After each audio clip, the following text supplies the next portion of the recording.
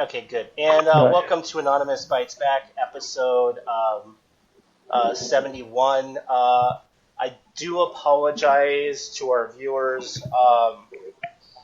We're having some technical difficulties. Our new streaming service had failed. But besides that, I actually do have a special guest today. You want to introduce yourself?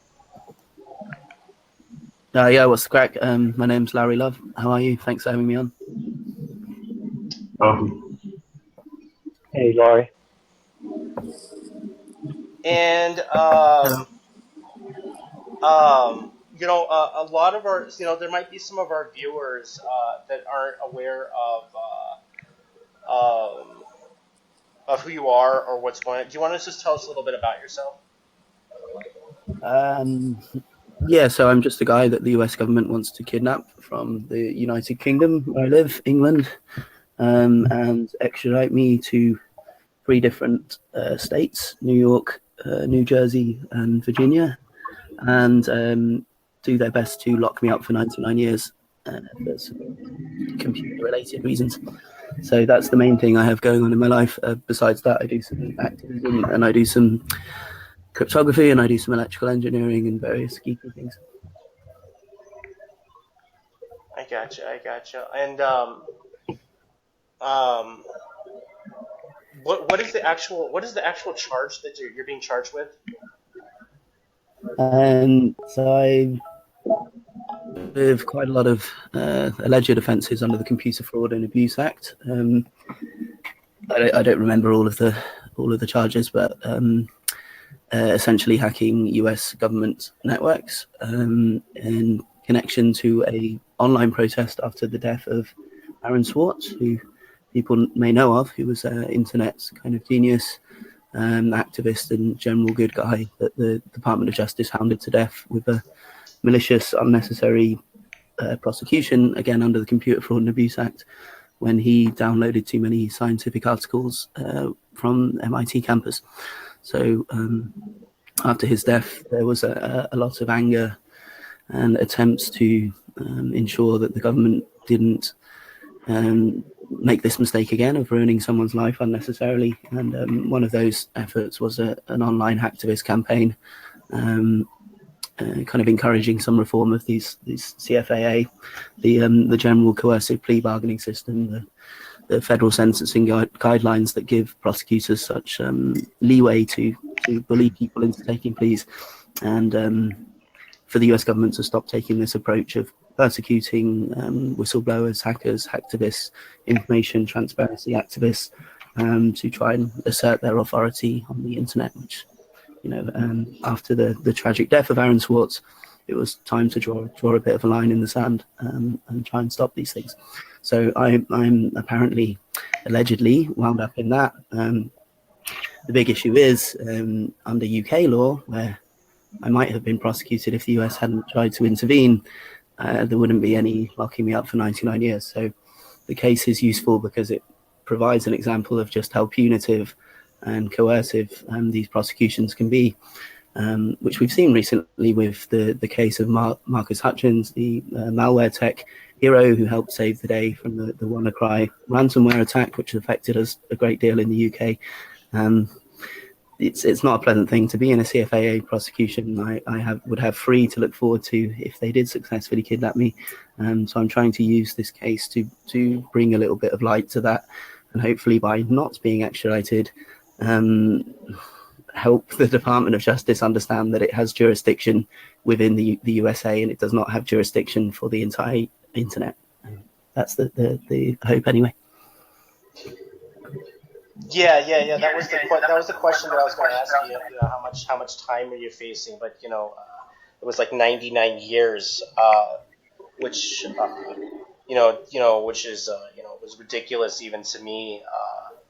Yeah. Because what was it? Jeremy Hammond. He's only doing like 10 years, and he, for the Stratford hack. Yeah, and that was the maximum because he took a non-cooperative plea deal to try and avoid doing 30 years or more that they were trying to threaten him with.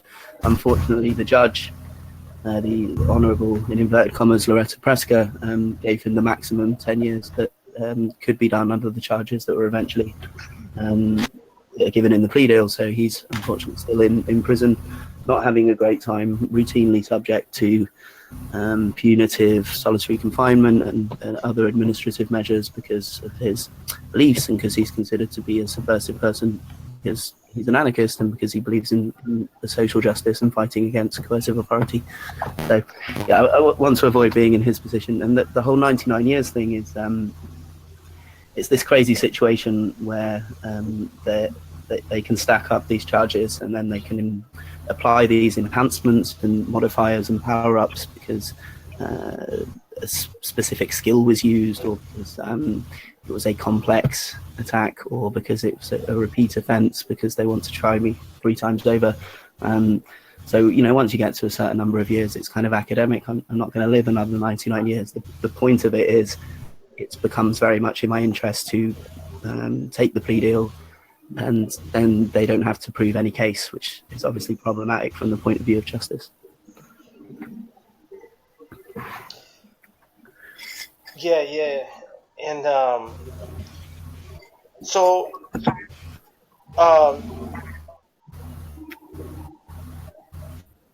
you want to tell us a little bit about your history with activism? Yeah, so I guess I got involved in activism while I was studying at Glasgow University in Scotland. Interestingly timed to be discussing this now because I got involved through anti-fascist organisations, so stopping neo-Nazis from trying to scare and intimidate people of colour or people of different religious backgrounds in Glasgow and in Scotland generally. And from that, I got involved in some other campus organisation. We had a very long occupation against some cuts at the university and some changes to make it more of a profitable business centre and less of a place for learning for the sake of learning. So we spent about 7 months occupying the university there. And then Occupy happened, so I seized upon the opportunity to make some noise about the fact that there's a lot of money involved in politics, and the influence of money seems to be a lot stronger in politics and governance these days than the influence of the people the politicians are supposed to be representing. And Occupy was kind of, amongst other things, it was an effort to try and fix that, and to sort of stand up to some of the ways that we can all perceive that our societies and our democracies are not particularly healthy, and they don't appear to be going in the right way. After Occupy, I became homeless because of the crackdown on the movement. Resulted for me personally in I guess you could call it a sting operation, maybe, or we would say a fit up in the UK. So anyway, I was framed for some drugs offences and was kicked out of my house in Glasgow because the police stole all our rent money. And so I had to live in the tent at the Occupy camp, not voluntarily, but because I had nowhere else to live. And then eventually that dwindled because not as bad as you had in the USA. You had some very violent crackdowns and a lot of macing and beating. Here in the UK, they kind of just use their spies to subvert and bring people against each other, and generally drain the stamina of the people who were continuously occupying. So the camp kind of dwindled, and then I wasn't particularly well for a while then because of that trauma. And since then, my activism has been mainly online. Obviously, I'm a person of interest now, so I don't do any activist stuff that might get somebody into trouble. But there's still a lot of causes to raise awareness to, and there's still a lot of organisation to be done, especially in the light of events like we saw this weekend in Charlottesville, which I guess are causing quite a conversation where some of you guys are. Yeah. So, Law, have you got a trial coming up or so? Yeah, so It's not a trial because it's an extradition process. So the important difference is in a trial, the facts matter, which is quite a major theme of trials. They have to prove, for instance, that the accused is the person who committed some crimes, and for that they generally have to establish that some crimes were committed, and some victims have to be kind of brought up, and so none of that happens in the extradition process. We have a very cozy extradition arrangement with the USA, whereby they don't have to prove what we call a prima facie case. So all they really have to do is have their paperwork in order and say, this is the one we want, these are the things we want him for or her. This shows that there are also crimes in your country, can we have him? So we had 3 days of hearings in London last year, and we quite expected to win when we got the verdict last September. Unfortunately, we didn't win, so despite the US not proving that anything criminal occurred or providing any evidence that I was involved in any way. They still got their wishes, and the judge ordered my extradition to Southern Districts of New York, the District of New Jersey, and the District of East Virginia. Luckily, I have a right of appeal, so we get another hearing later this year, at the end of November, the 28th and 29th, at the High Court, which is a little bit like your Supreme Court, but like the stage just before that. So it's, I guess, an appeals court. Quite seriously, so it'll be heard by the Chief Justice, the Chief Judge of England and Wales, the Lord Chief Justice, and a junior judge underneath him. We'll get 2 days to argue.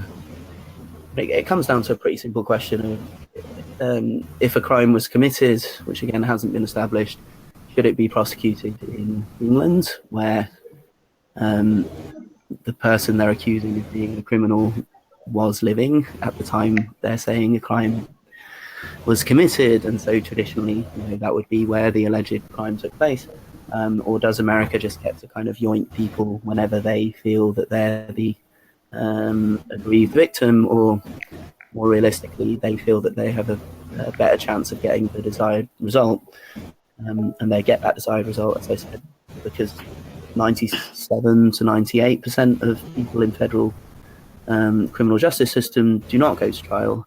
They plead guilty, and the reason they plead guilty in some cases is because they're guilty and they have a conscience or whatever, but in many cases it's because they're strong-armed into it, so they're bullied, because the difference in the charges and the sentencing that you'll face if you don't take the deal, in my case 99 years maximum possible sentence versus 99 years.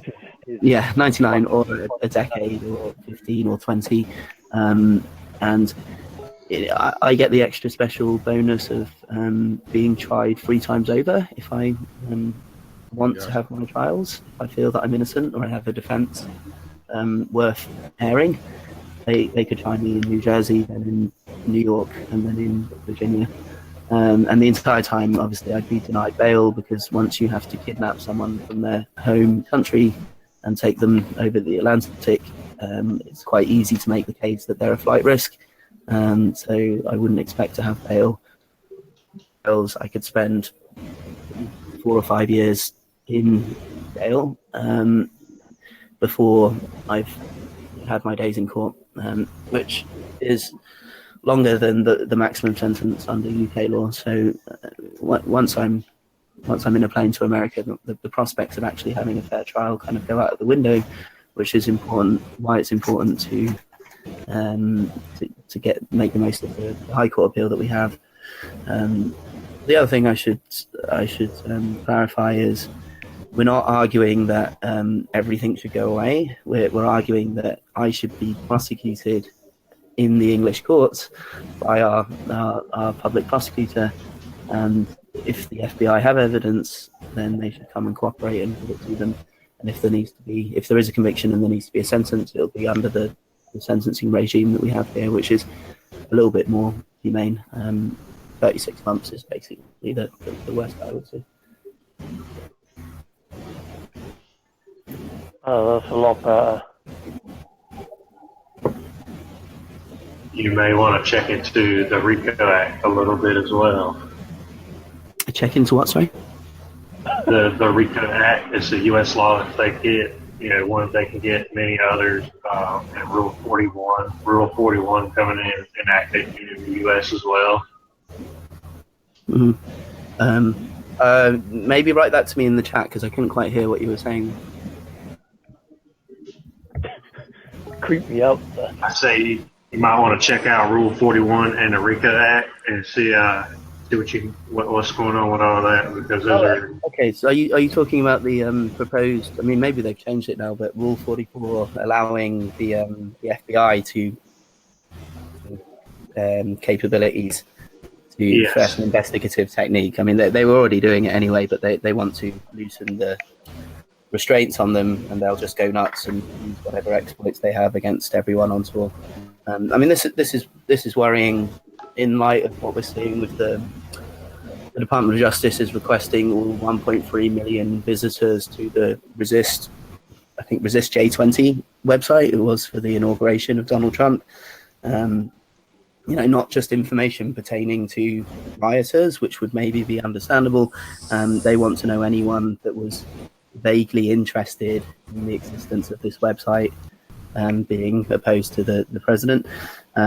If you add that to their ambition to now just hack anyone they want and claim that it's an investigation, we've kind of got a recipe for things getting a little bit totalitarian.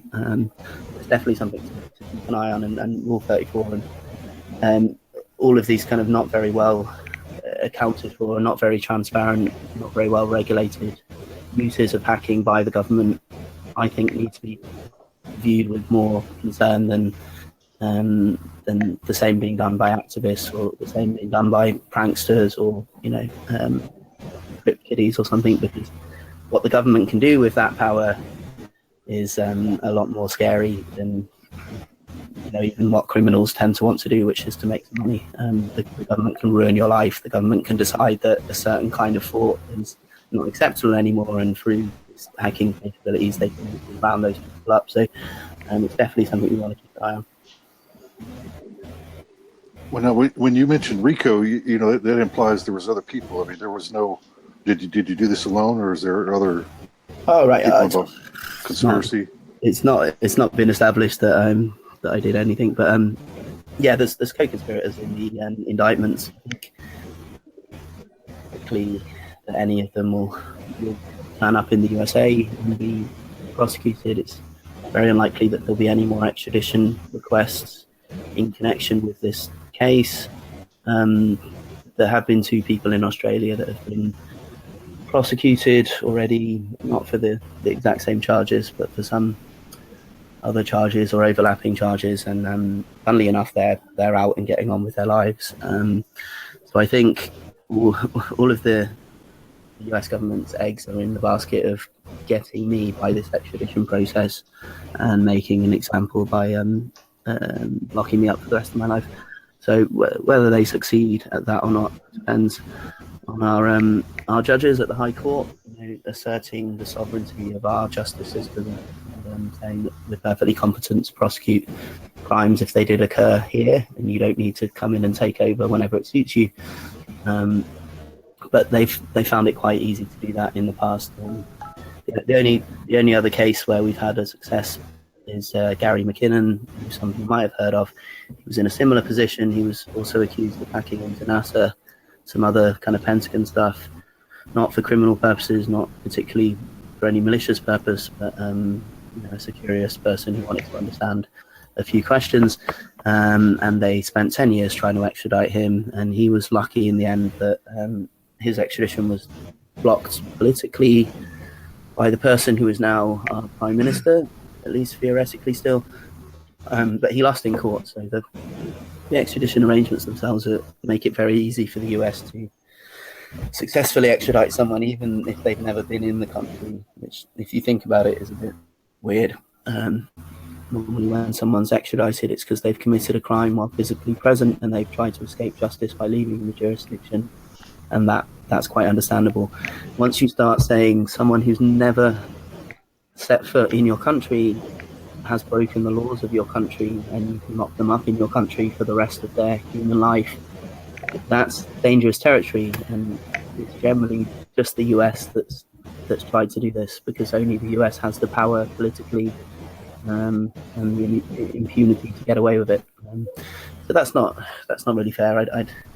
The US is exceptional in many ways, but I don't think that they should have rights and privileges that other countries don't, just because they're powerful. I think that's typical bullying. That's the very definition of bullying. So it'd be quite nice if I'm not extradited, and that means that they have less motivation to try and use those kind of tactics internationally. It's not like what they did with Kick-Ass Torrance either, is it? Can you say that again, sorry? I said it's not like it is with Kick-Ass Torrance either, is it? With Kick-Ass Torrance and... What is your take on that, on Kick-Ass Torrance, what they did with them? Oh, right. I haven't really been following that story too much. I've been following a little bit Kim.com's extradition saga for Mega Upload, which again it's a similar thing as the US saying, you know, our copyright laws, our Hollywood's music industry, whatever, they matter more than the laws in New Zealand. Kim.com was living and still lives. So we'll, you know, seize all his assets and try and extradite him and make an example of him. With Kick-Ass Torrance, I haven't really followed that. I do know that they, you know, the copyright cartel, as I would call them, they want to back in the bottle with file sharing. I don't think they'll succeed, because unless they really crack down on the internet, the technology is there and people are just going to share things. So the business model is going to have to adapt. But how long that takes, you know, we were saying this when Kazaa came out in the 90s, you know, that they'll have to get the memo eventually and change their business models, and they're still trying to sue grannies, you know, occasionally, or take down websites that aren't really that harmful in the grand scheme of things. So I don't know, but I do think, you know, Google had enough clout with YouTube that streaming became the thing that was going to happen. So I think the intellectual property people are just going to have to adapt the way everyone else is having to adapt to the internet. But they'll keep trying to maintain their source of easy revenue, which is all intellectual property. Yeah, this was SOPA, PIPA, ACTA, CISPA, and all that comes into play, where they're pushing all that. Yeah, I mean, this is good because this ties back into the reason I'm having this conversation with you today, which is the death of Aaron Swartz, and why Aaron Swartz became a hero to many on the internet was because he helped organise and lead those campaigns against some terrible legislation, which is again similar to Rule 34. It was just people who already have power, who benefit from having power and control, trying to undo the internet. The main effect of the internet is it distributed power. It gave everyone the technology to communicate with each other and to work together and to share and to build on each other's creative output. And if you're Sony Music or whatever, you don't want that, because you are making a lot of money being the middlemen. So they're going to keep trying to do this. And it's the same with the FBI wanting to be able to hack anything, or the NSA wanting to be able to read everything, to see everything, and hear everything. It's people with power trying to use the new technology that's democratizing power to get more. And these are the things that we should oppose, because the democratization of power is a good thing. I don't know, you might disagree. I think it's a good thing. Yeah, they tried that many years ago with Napster. Yeah. Yeah. Are they restricting your internet right now in any way?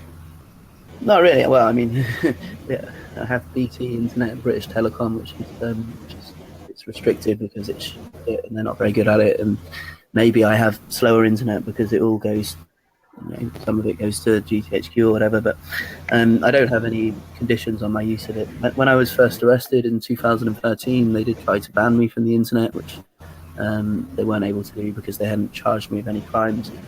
I've still not been charged with any crimes in the UK, so it's very difficult to put conditions on your internet use. They stopped me using Tor. This was what we negotiated it down to, that I wouldn't use the internet anonymously or in a way that masks my identity. But I've been free to do that since July of 2014. So for about 3 years now, I've not had any restrictions. Like I say earlier, I assume that I'm, if not being watched by people, the things that I do go into databases, and those databases get searched for keywords, and eventually an analyst gets tasked with the horrible job of reading my Twitter shit posts. I feel sorry for them for. So, but anyway, you know, I can't even if I wanted to do things like hack the Daily Stormer, which might be a fun thing to do at the moment, when they're not busy pretending to be hacked themselves. So I have to focus my attempts to improve things, to organisation and stuff that won't get me into trouble. But I still choose power, so I try not to censor myself online, which annoys my lawyers quite a bit. But you know, what are you going to do? Yeah, I can imagine you're not exactly keeping quiet on your Twitter. No. I mean, half of it's the fun of seeing what they're going to try and quote in court, which they probably now have so many things that they could take out of context and try and use against me that they're spoiled for choice. They won't bother. But also, almost all censorship is self-censorship. You hardly ever see anyone gagged. You know, once they start talking, you hardly ever see people jump on someone for saying the wrong thing. The reason only certain things get discussed is because the censor is in your own head. It's the worry that you have that someone will put a bad mark next to your file.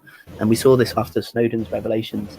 You know, the good side was that people were outraged, or some people were outraged about what was being done without their knowledge and with their money. The downside was people started to be paranoid in a very blunt way, and then they would think that there was a team of people poring over every word they say, and they would stop talking about certain things. And that's the chilling effect that the government having too much access to communications on the internet has. It changes the kinds of conversations people can have, and it changes them in a way that maintains the power that the government wields. Yeah, it's the Orwellian concept of thought police, right? Yeah, exactly. The most effective thought policeman is the one that's in your head telling you, well, are you sure you want to say that? So it's good to push back against that, just to some extent. You know, there's things that I think that I won't say because I probably will actually get into trouble. But and you shouldn't just be. There's a tendency of people online to be edgy for the sake of being edgy.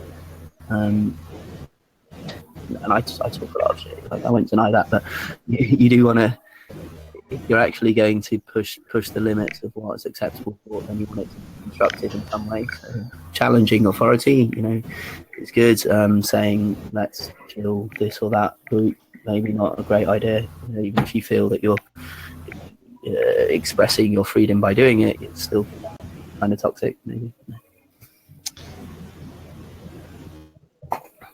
Yeah, okay, but they're already trying to hit you hard, so the least you can do is speak out about the things that worry you. Yeah, so.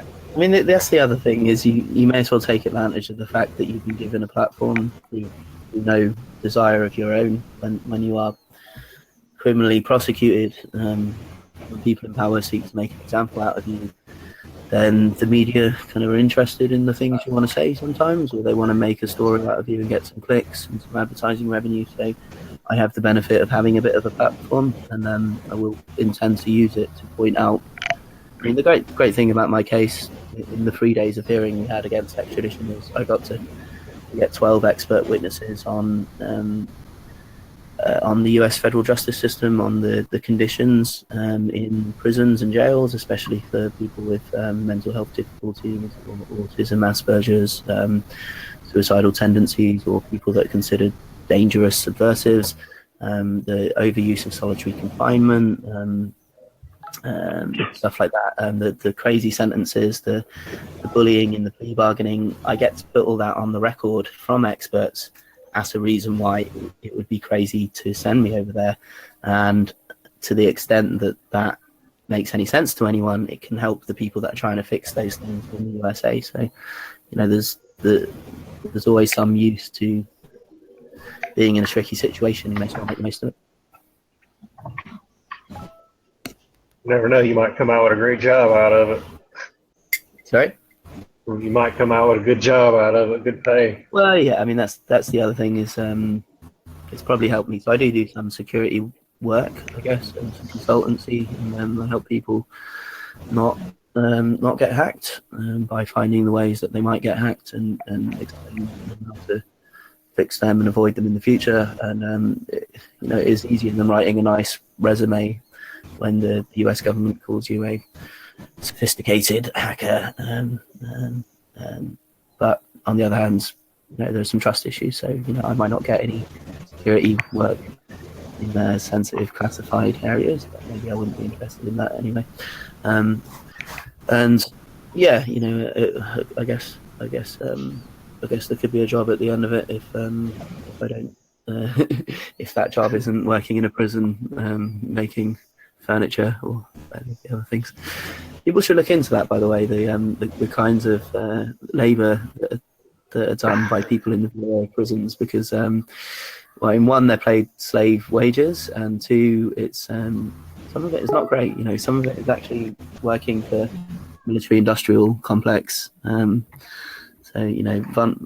people from all backgrounds, some of them in prison because of traffic violations, because there's a whole industry in towns that we saw it in Ferguson. The court is a mill for generating revenue for the government, and they're putting together circuitry to go in a fighter jet. It's worrying stuff, and we should try and get rid of that. Yeah, it's definitely big business here in the U.S., man. Mm. And private prisons, for-profit prison, it's not an idea that should make sense. I was actually in a for-profit prison when I got arrested under the extradition warrant run by Serco. I don't know if you guys hear about them much, that they're a private security group. They have a lot of big contracts. They do a lot of dodgy stuff in places like the Middle East and Africa. But here they run prisons, and they do prisoner transport, and they run some police stations. And so I was their guest for about 3 days. It wasn't great. Afterwards, when I got out and we tried to make a few complaints, they didn't remember that I'd been in the prison at all. And they were adamant that I'd not been in the prison. So we sent them a copy of the picture of the prison ID that I had. And they're like, "Oh, okay, that guy. Okay, well, yeah, we thought that was Lauri, but it was actually Lauri Love." So they got my names in the opposite order and created an entirely fictional person and locked them up for about 72 hours, which is about, that's about the level of competence that for-profit prisons have in the UK. And, that's when they're not putting you to work, kind of doing physical labour so that they can make money from it. I'm on the spectrum. I'm on the spectrum too, man. The autistic spectrum. Yeah. Yeah. So that was interesting for me, because I didn't know this until I'd been arrested. I guess the understanding of autism, that especially on the higher functioning side, has only really gotten a lot better in the last kind of 10 or 20 years. So there was never any. I didn't have enough difficulties in school, I guess, to be diagnosed with being on the autistic spectrum. It was only after I was arrested, because I have the same lawyer as Carrie McKinnon. She kind of recognised the We're the best on the computers. Say that again, sorry? We're the best on the computers. People with autism. Yeah, I mean, there's definitely a correlation there. It's inescapable. A lot of my friends and colleagues that do hacking kind of stuff are definitely autistic or Aspergic. And law enforcement, especially here in the UK, are starting to notice the pattern too. So the National Crime Agency, the same people that arrested me, they're now doing studies, commissioning studies into what is this relation and how can they stop having to deal with the fact that they're investigating people who are doing some kind of online shenanigans, but they have autism and they're not especially criminal and they don't fit into the traditional boxes for prosecution. And the big problem is a lot of them are just too young to go through the system. So the average age of the people the National Crime Agency are arresting for hacking type stuff is 17. So, for everyone that's 32 or 40, there's like a 12-year-old, 13-year-old that's brought down World of Warcraft and they don't know what to do about it. So it's a big issue. There's a lot of people, and we went on a Habbo the other day, and it was Habbo raid. good times, mate. Nostalgic raid. Yeah, that's like a good old page raid. Yeah. No, it's interesting. These guys. It's funny how times have changed from the 4chan organising swastikas in virtual worlds to 4chan organising swastikas in Charlottesville. Somewhere along the line we lost. I think some of the guys in one of the other chats have rebooted that, so they're enjoying their new updated Habbo raids. Yeah, thanks. There's a guy in the chat from CDC, and he's a pretty cool guy. Like, I'm not sure if he's going to come on call, but he's pretty old fag. Oh yeah, he works for the France division of the CDC in DC, I think it was.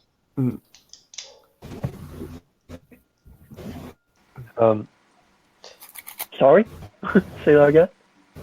I think the guy was working for the French corridor of the CDC in DC. Do you know what the CDC is? Maryland, DC area. Oh no, DC's no. not even a part of the United States. Oh no, we're talking about the cult of the dead cow. Oh. Yeah. Oops. No, that's okay. But I think they changed their name from the Cult of the Dead Cow to the Center for Disease Control sometime in the 90s.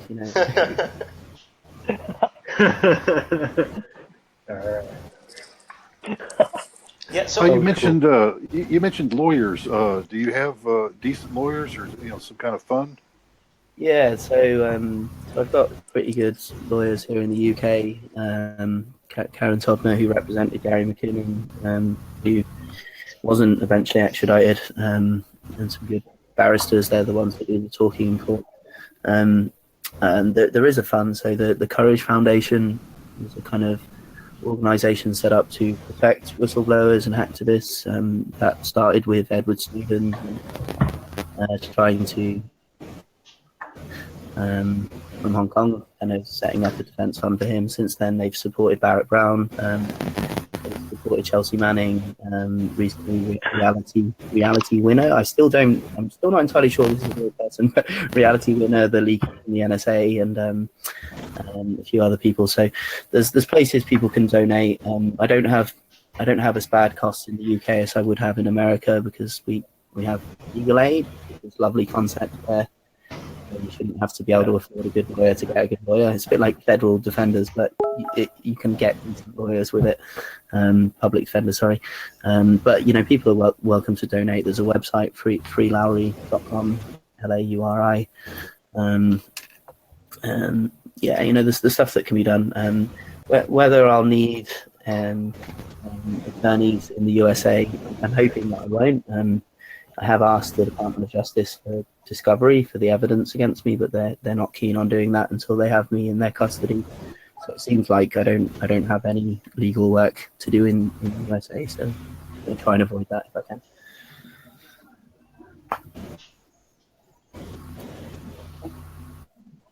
Yeah, like I heard you were on bail. You're on bail, and then you're on bail check-ins, right?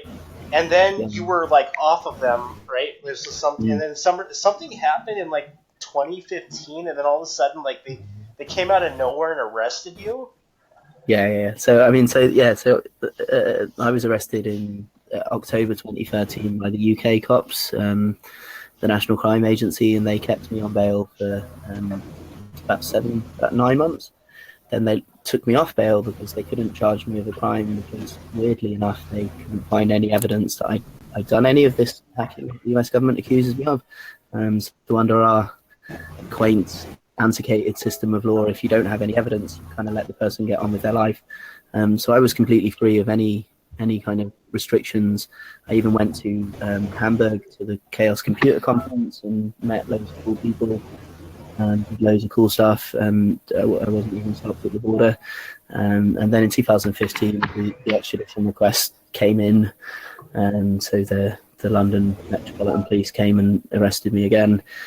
And since then, for the last 2 years and a month, twice a week I have to go to a police station, squiggle on a bit of paper at the local police station, sort of half an hour drive.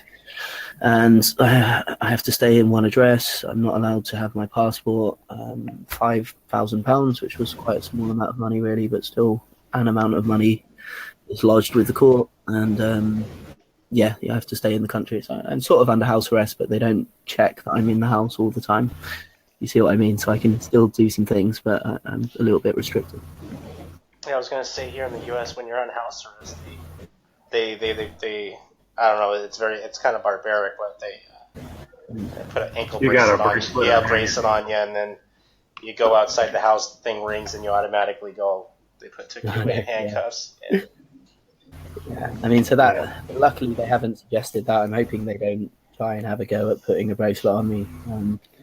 I mean, it's, you know, I was working at some point on the other side of the country, so it was really difficult for me getting 6-hour train journeys so that I could come back and squiggle on a bit of paper on Monday morning and then jumping on the train back to go and work. So I'm hoping they don't add any more useless kind of difficulties to my life. I'm not going to disappear anywhere. I want to win in court, so all of these signing bits of paper is a waste of one's time. When is that, Lauri? When is the court case? So we've got a hearing at the end of November. It's the 28th and 29th. It'll be at the Royal Courts of Justice in London.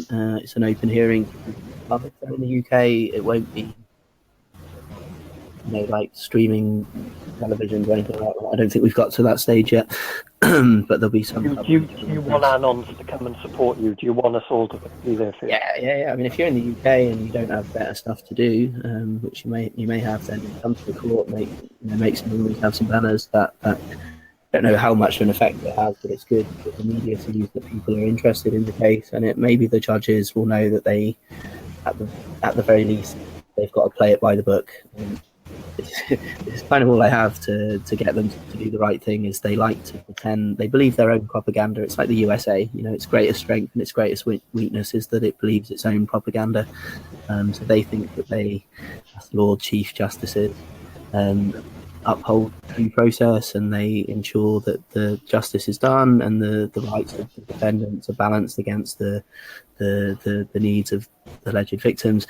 And none of that's going to happen if the USA kidnaps me and takes me to a country I've never been and bullies me into giving away my right to a trial and locking up for the rest of my life for alleged non-violent political process. So, all we have to do is, it will help to have people interested, and then just appeal to their common sense and say, just use our courts, and if they've got to make it, they can show their evidence, they can establish that crimes were committed, and if the jury is convinced, I will found guilty and I may go to prison, but after 18 months probably I can come out and I can continue to contribute meaningfully to society. I don't think that prisoners in the USA contribute to society. Even when they are working for 10 cents an hour, it still costs a lot more taxpayers' money to lock people up.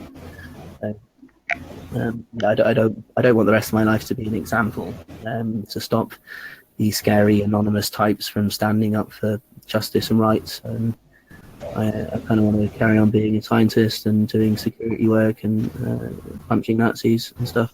So.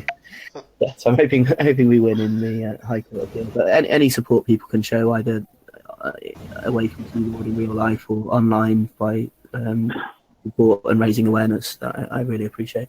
I heard that like over in the UK, you could write to members of Parliament and they could send it to wherever it needs to be. That would help your case. Yeah, so I mean, we actually had a lot of success with that. A lot of people wrote letters, and then this almost never happens, but the members of parliament got off their asses and did something about it. So we had 114 members of parliament signed a letter to Barack Obama. Do you remember that guy who was the president before this year?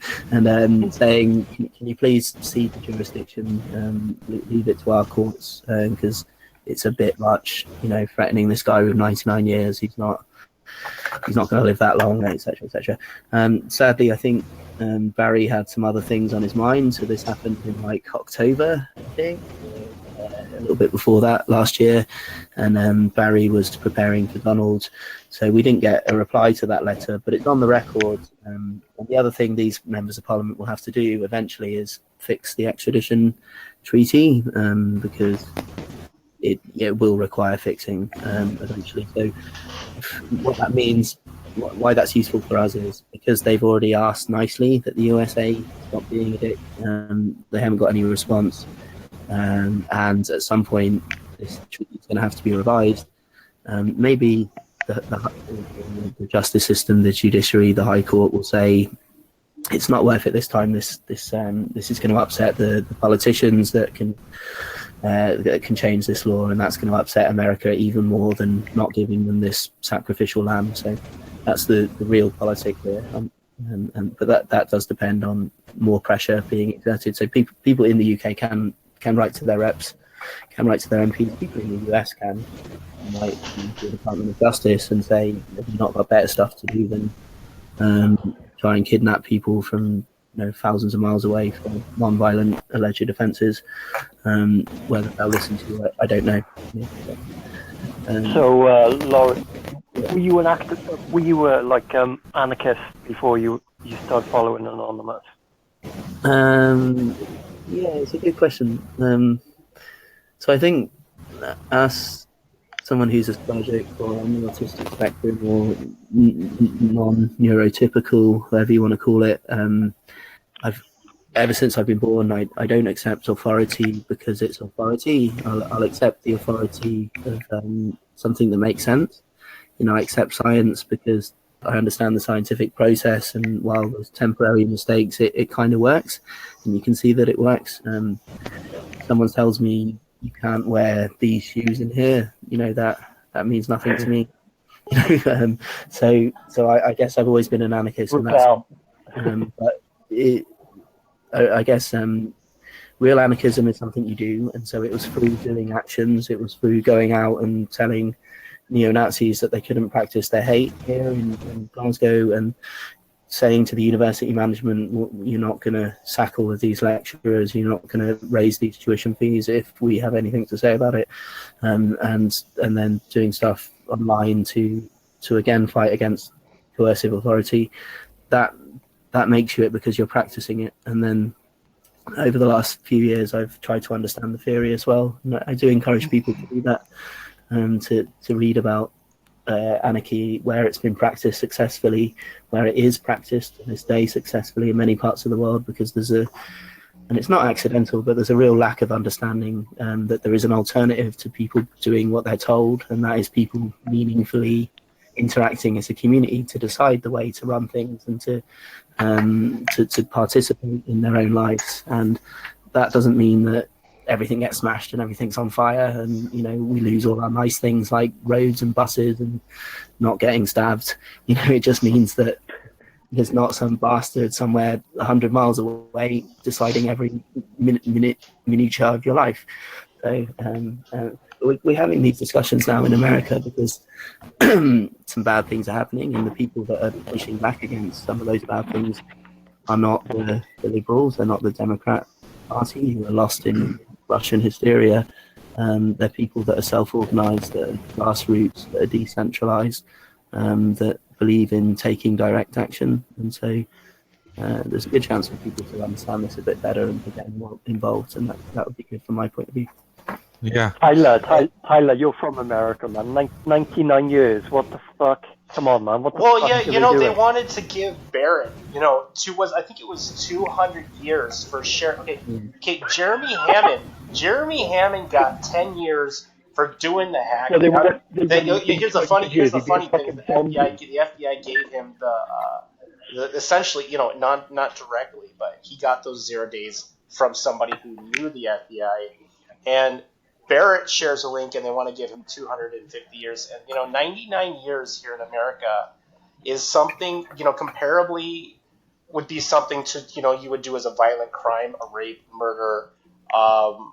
It's the crime doesn't fit the punishment. It really doesn't. There's some fun calculations you can do on what I might have done instead to get my 99 years, and I think I could steal like nuclear weapons and attempt to assassinate the president, and it would still only get to about 40 or 50. It is very. Pardon me, gentlemen. May I please say something? Hey, Matt. How are you doing, JC, my boy? Tyler, Okay, my other boy. James.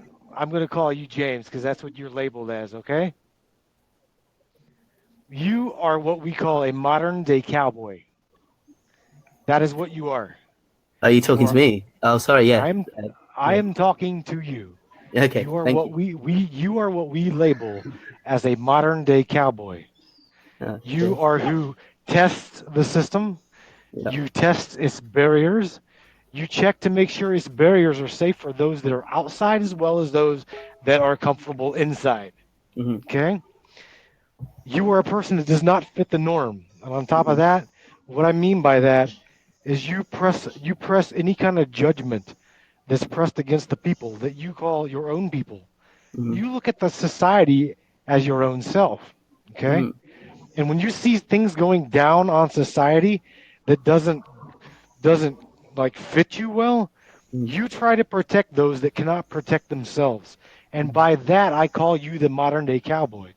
Thank you. Bro, I've been around since 1982. An honorary member of Cult of Dead Cows since long time. And I can tell you right now, the shit that you're doing is what rattles cages from within cages. Mm-hmm. You are testing your own truth and becoming your own awareness. Don't fall victim to the system, my boy. Trust me, you've got it within you. You've got it within you to reboot whatever comes against you. Mm-hmm. Thank you. It's nice to hear that people understand as well, because that's one of the problems of facing this is it can get a bit much. When you think about 99 years, that's the end of your life. But to know that people actually understand that there's a purpose to getting involved in a kind of fight like this, even if it wasn't your choice. Miss HRC, as we know it, thanks to WikiLeaks, Miss HRC wouldn't even get 99 years for the shit she's done to the country. Yeah. Really? Are you kidding me? And this boy, give him a keyboard and he'll hack the local fucking Dunkin' Donuts. Come on, man. And they'll tell you what the products they're putting in your coffee. Come on, man. He's telling you the truth. This bitch be lying through her teeth. Yeah, I can't argue with that. James, I'm proud of you, man. I myself, I'm proud of you, and I thank you for that. Thank you. I really appreciate that. I heard you had a lawsuit against the NCA to try and get your equipment back. Yeah. But they wouldn't give it back. And I know the details. I'm not gonna say on the air, but the requirements for them giving you back. That's some bad stuff, man. Yeah, I mean, I missed out this bit in the story just because it's kind of a side episode. But I'm still asking for my computers back. So it's been 4 years now. They've not convicted me of any crimes. They've not even charged me of any crimes. They took every bit of data that was in the house, and a lot of that stuff couldn't be replaced. A lot of that was documents and work projects, software projects that I want it back. You don't get to steal some. This is a pretty basic idea in societies. You don't get to steal someone's stuff without at least going through some process to prove that you have the authority to do it. Unfortunately, that's waiting for the end of my extradition process. So they're denying me the right to even have a civil hearing until they finish facilitating my kidnapping. But the other interesting thing that came out was cryptography. So I, like you and everyone listening to this show today, I was using strong cryptography for my data so that if I lose my laptop on the train or the bus, or if someone breaks into my house to steal it, including the government, they don't get all of my pictures and whatever. And the government doesn't like this. They think that they have the right to see anything if they can justify nicking it from you, which they can do quite easily. So in between when they arrested me the first time and the extradition, they tried to use this bit of legislation, this law, to compel me to give them passwords and key phrases and decryption information. And that didn't work. I stared at the court order for a long time, and I just didn't feel compelled at all in the slightest. But I told them to stuff it. Well, I didn't tell them to stuff it. I told them that they would have to prove the data that they took was encrypted, that B, it could be decrypted, that C, that I was able to decrypt it, that D, I could be forced to assist them in decrypting it against my will. And various, I think I got to 8 points, and then they didn't like the idea of that, so they gave up. Then when I asked for my stuff back from the courts, they tried to pull the same trick again. So they hoodwinked the judge, some magistrates, some lay judges, part-time judges, to set a court direction that I should give these passwords before my case could proceed. So the National Crime Agency are the respondents. They're the guys getting sued, but they get to say, well, you don't get your hearing until we get all of the juicy stuff to use against you. So they succeeded at the first time. Then we got the case moved to a slightly more competent court, and they failed spectacularly when they tried to pull it again. So they won't be able to make the hearing to determine if I get my things back dependent on me undermining my own security, which is a good thing, because it's nice to have security, and we kind of need it against bad guys, and often the bad guy is the government, sadly. Meanwhile, they're asking... Dude, was it... Sorry, go ahead. I was going to say, was it like a Caesar cipher you used, Law? Sorry, say that again? Was it like a Caesar cipher you used? Oh yeah, I can't even officially say what software was. You can't talk about it, man. Okay. Yeah, but right. It's kind of funny is that while they're asking for whatever it is to just proceed, meanwhile back at the lab or wherever this stuff is, they're still doing whatever they can to try and get the information out of the laptop, Yeah, I mean they've still got the things, but the point of it is there is strong encryption software, and these days, if you use Linux, the free operating system, then it just works out of the box. You can encrypt the entire file system, or you can encrypt your home directory. And that should be strong enough that they won't be able to crack it unless they compromise your computer and they capture the key phrase, which again is a bit too easy. But they can't do that very easily at scale. So we can definitely keep data secure at rest with the tools that we have, and we can keep it secure when we're communicating if we try a bit harder with the tools that we have. Unfortunately, we have to depend on the people that transmit our messages. So we don't quite have end-to-end email from Google and Yahoo, and we don't have any encryption on Facebook. But fuck Facebook. Don't do any important communications on a centralized platform, because that's why they exist, to make the life easier for the authorities. If you need to discuss sensitive things, use Jabber, use XMPP, use Signal, do it over Tor if you want to be extra careful. Do not depend on the easy option. Like, if you want to be healthy, don't get your dinner at McDonald's, and if you want to be hygienic with your information, then don't do your organization on Facebook. You can still use it because it's there and you have a wide reach on it, but just be clever about what tool you use and what platform you use for what purpose. Bro, are you okay to talk about what Linux is you use and stuff, or can you not talk about it?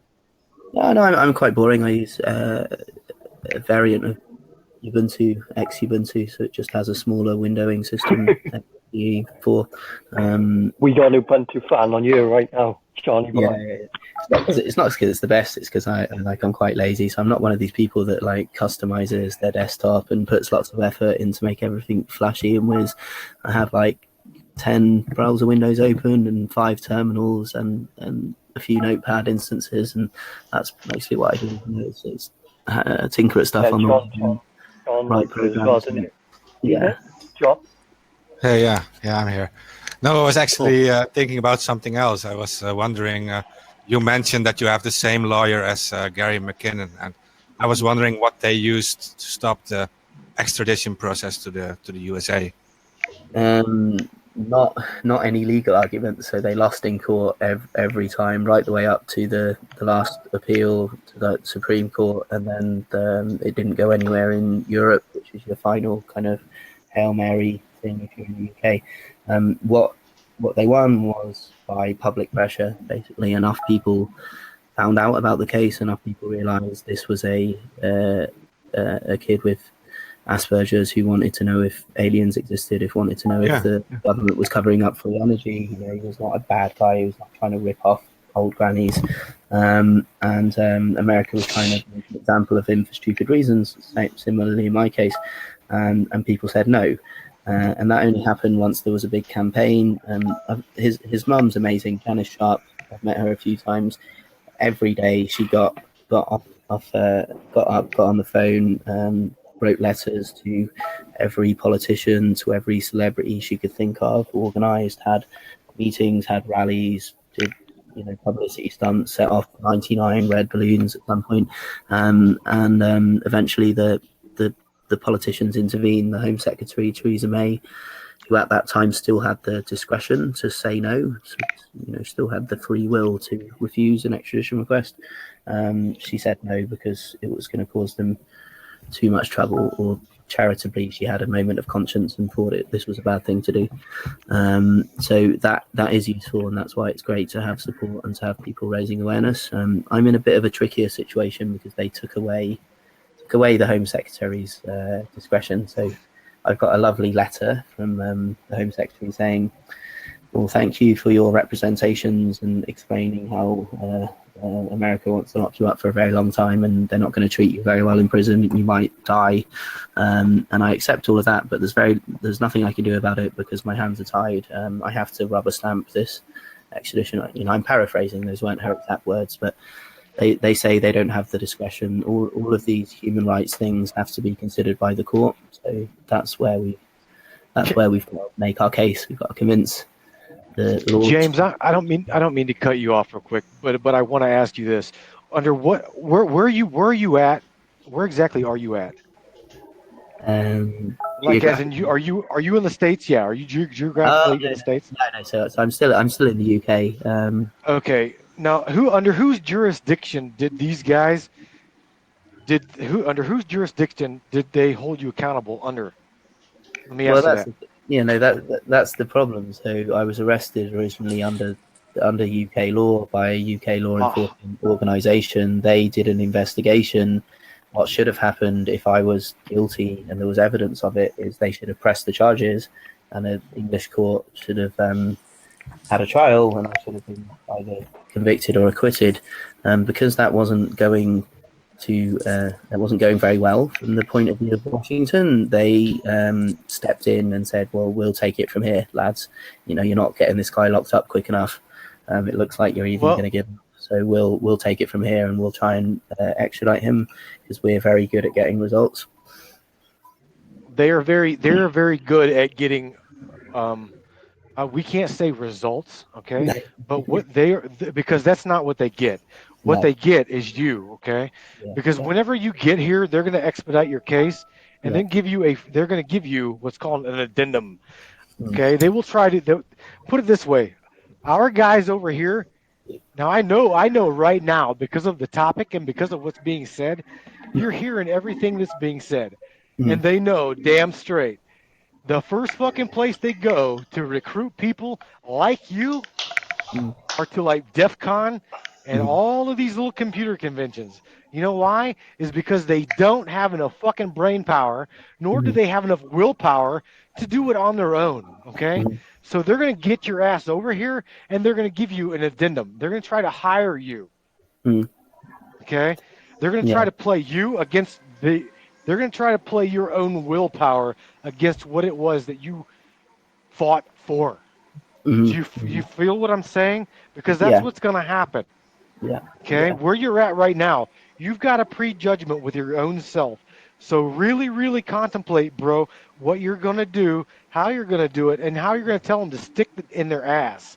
Okay, you are a look. You are a product of planet Earth. You fall under no jurisdiction but planet Earth. You are fighting for humanity, not the UK, not the Americans, not the Russians, not the Canadians, not what you are fighting for the planet. Okay. Yeah, and this is the problem. Is I'm not gonna work for the US government. I'm not gonna work for the UK government, because many of the things that they try and do, I don't really agree in, and that's people's lives or having power and influence that they don't deserve. There's a lot of things that we have that we want together. We have mutual concerns. So we want the internet to work. We don't want it to be broken by malicious forces. We don't want it to be split up into a Russian internet and a Chinese internet and a Western internet. We want security vulnerabilities to be fixed by and large, so that they're not exploited by criminals. So there's a lot of stuff. There's a lot of common ground that we could have. Unfortunately, the government is more concerned with making examples out of people, with asserting their authority and controlling the internet, as a means of control, rather than accepting it as a way for humanity to evolve. And so, I'm hoping that attitude changes and things stop being so confrontational, because it's just fucking hard work, But at the moment, with the priorities that the government currently has, it's quite difficult to work with them, and it's bro, you use the system against the system. That is your best defense. Okay. Dude, what can you tell us about Aaron? Can you tell the audience about who Aaron was and all the stuff you've done for everyone?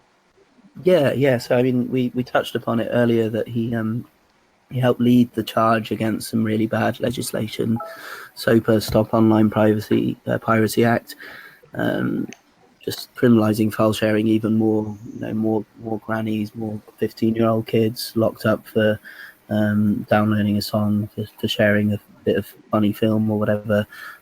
Just silly stuff. CISPA, cyber insecurity, sharing something, and that would indemnify your internet service provider from shocking you out, giving all your internet connection records, your browsing history to the government for security purposes, and they wouldn't get sued by you for undermining your their trust, your trust in them as a customer, and other acts like that. The other thing Aaron did was he co-founded what became Reddit, which is an online forum, which a lot of ideas, a lot of cultural stuff happens in.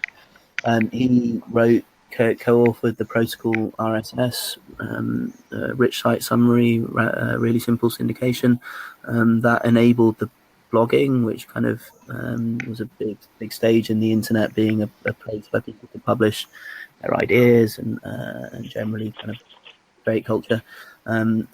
And Aaron worked with Creative Commons, which is an alternative to copyright, where take Wikipedia, for instance, it has all of this information. They don't want money for it. Anyone can use it. Anyone can build from it. Anyone can contribute to it. That's made easier by having these licenses that are an alternative. So you share and share alike is, a good phrase for some of them. And then Aaron wanted to fix Congress, which I'm sure some of our listeners would be quite keen on as well, to deal with the toxic influence of money as well. So he was an idealist, and he represented the potential that the internet had, that a lot of us who were there in the 90s and in the early 2000s saw in it, that this is a revolutionary thing. This can change everything. It doesn't matter what village I'm from, what dialect I speak, what sect of the religion I adhere to, what nationality I am. The internet means we can work together on sharing fucking magical pony shit or doing science and solving codes. We can do all sorts on it, and the potential is unbounded. And Aaron was about that, unleashing that potential for good that technology has, and his reward for that was to be hounded to his death by a government that didn't understand that technology and was afraid of the people that did. And that's bad. It's very, very bad. His death, every death is tragic.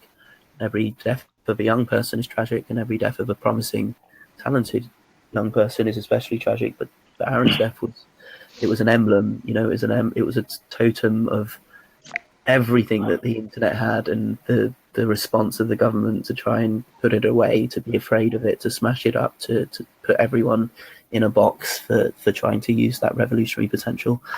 So it's important that we remember him when we fight in his memory and for his legacy, because he's a legend. Yeah, he's a legend. I'll just say that. Oh yeah, proper legend. I think everyone in Anonymous knows the story about Schwartz. Well, yeah, Aaron offered to buy, even JSTOR, at one point, and JSTOR, dropped off the prosecution. I believe they dropped everything with him, but the federal government decided to start prosecuting, Yeah, it's the same with MIT. They didn't want to press charges. Just for anyone who doesn't know what he was accused of, because of how stupid it was, he was a fellow at Harvard Ethics School, a proper academic. They share a campus a bit with MIT, so he had access to the campus, like going into the library and reading an article online, but instead of reading one, he wanted to download lots of them to do some analysis on, to do some data mining, whatever. There was not a single article from JSTOR that he was not authorized to access at that campus. The reason that he had to hide a laptop in a cupboard was because using that much bandwidth, it was a slap on the wrist offense at the very worst. And the Secret Service come in after the local police kind of get called in by campus security, and they think, who's this Aaron Swartz guy? Oh, he was that guy that stopped those laws that we wanted, or the rich people in Hollywood wanted. And wasn't he writing some software to help people do whistleblowing? Aaron Swartz wrote what became SecureDrop, which is now used by journalists around the world to have documents uploaded to them anonymously by whistleblowers, so they can reveal government wrongdoing or corporate wrongdoing. So they knew that he was associated with that. They had him in that box of bad people that make us look bad for doing war crimes and stuff. So they wanted to make an example of him for the offence of borrowing too many library books from the library that has infinite library books, and they were going to ruin his life for it. And he was offered a choice. He was offered a choice that you can't. There's no winning move, and tragically he opted out and committed suicide. And the whole thing was so misguided, so pointless, so wasteful, so tragic that something had to be done to try and stop the government from making this mistake again. And we haven't fixed that yet. The CFAA hasn't been reformed. It's still exactly the same. They're still using it for really silly things. Under the Computer Fraud and Abuse Act, exceeding the terms and service is a federal felony offence. So if tomorrow Facebook changed that terms of service that nobody ever read, and everyone clicks through, to say you can't use this website if you're a Red Sox fan and it's a Thursday afternoon, several people who are Red Sox fans will find themselves being felons on the Thursday afternoon, and they could be treated just the way Aaron was. They could be facing 30 years, millions of pounds in fines, or do the sensible thing and cop a plea and spend 6 months or a year in jail, be a felon for the rest of your life, not be able to vote in your state, not be able to hold certain kinds of political office, and you'll be paying restitution to whoever we've decided to be pissed off forever. This isn't good. This isn't a healthy state of affairs. It gives the government entirely too much power. It gives corporations power to impunitive people without James, do you not see the way that this is going? It's because of people like you and people like Aaron and people like the people that we know, okay? These people are not victims, okay? Mm-hmm. They are victors Mm-hmm. they are victors Mm-hmm. because Sure. what they're doing is shining a light on Yeah. what we as a public people will no longer fucking tolerate. Exactly. Okay, Exactly. once your word, listen clearly, once your Mm, word is out there, you've got to stay within your heart, bro. Listen clearly. This is my spirit talking to you. mhm, Okay, whenever you do that and you work, you see and you fight for humanity. You mm, don't just do it for your own half and your own self. When you fight for those people that have no voice, mhm, you fight for the entire planet. mhm, Okay, there's nothing, and I do mean nothing, that can come against you and win. mhm. Nothing. Thank you. That's really really nice to hear. And it is the most important thing we can do as people is to realize that we're part of something bigger, and it does matter. It does matter that other people have their rights, and it does matter that other people have their opportunities, and it does matter that we stand up when there is oppression and when there is injustice, because having that isolated view of I've just got to look after myself. I don't have the strength. I don't have the energy to worry about other people. That's not a way to be human. That's not living up to your human potential. And yeah, it can be difficult. Some people will get themselves into some difficulties for it, but it's worth it. It's worth it because it's Bro, they actually fear right. you. They fear you Mhm. because you do not fear them, okay? Yeah, yeah, I yeah. teach esoterics every day, and JC and Tyler knows this. Mm-hmm. I'm telling you right now, they fear you because you do not fear them. That is Mm-hmm. exactly the way it is.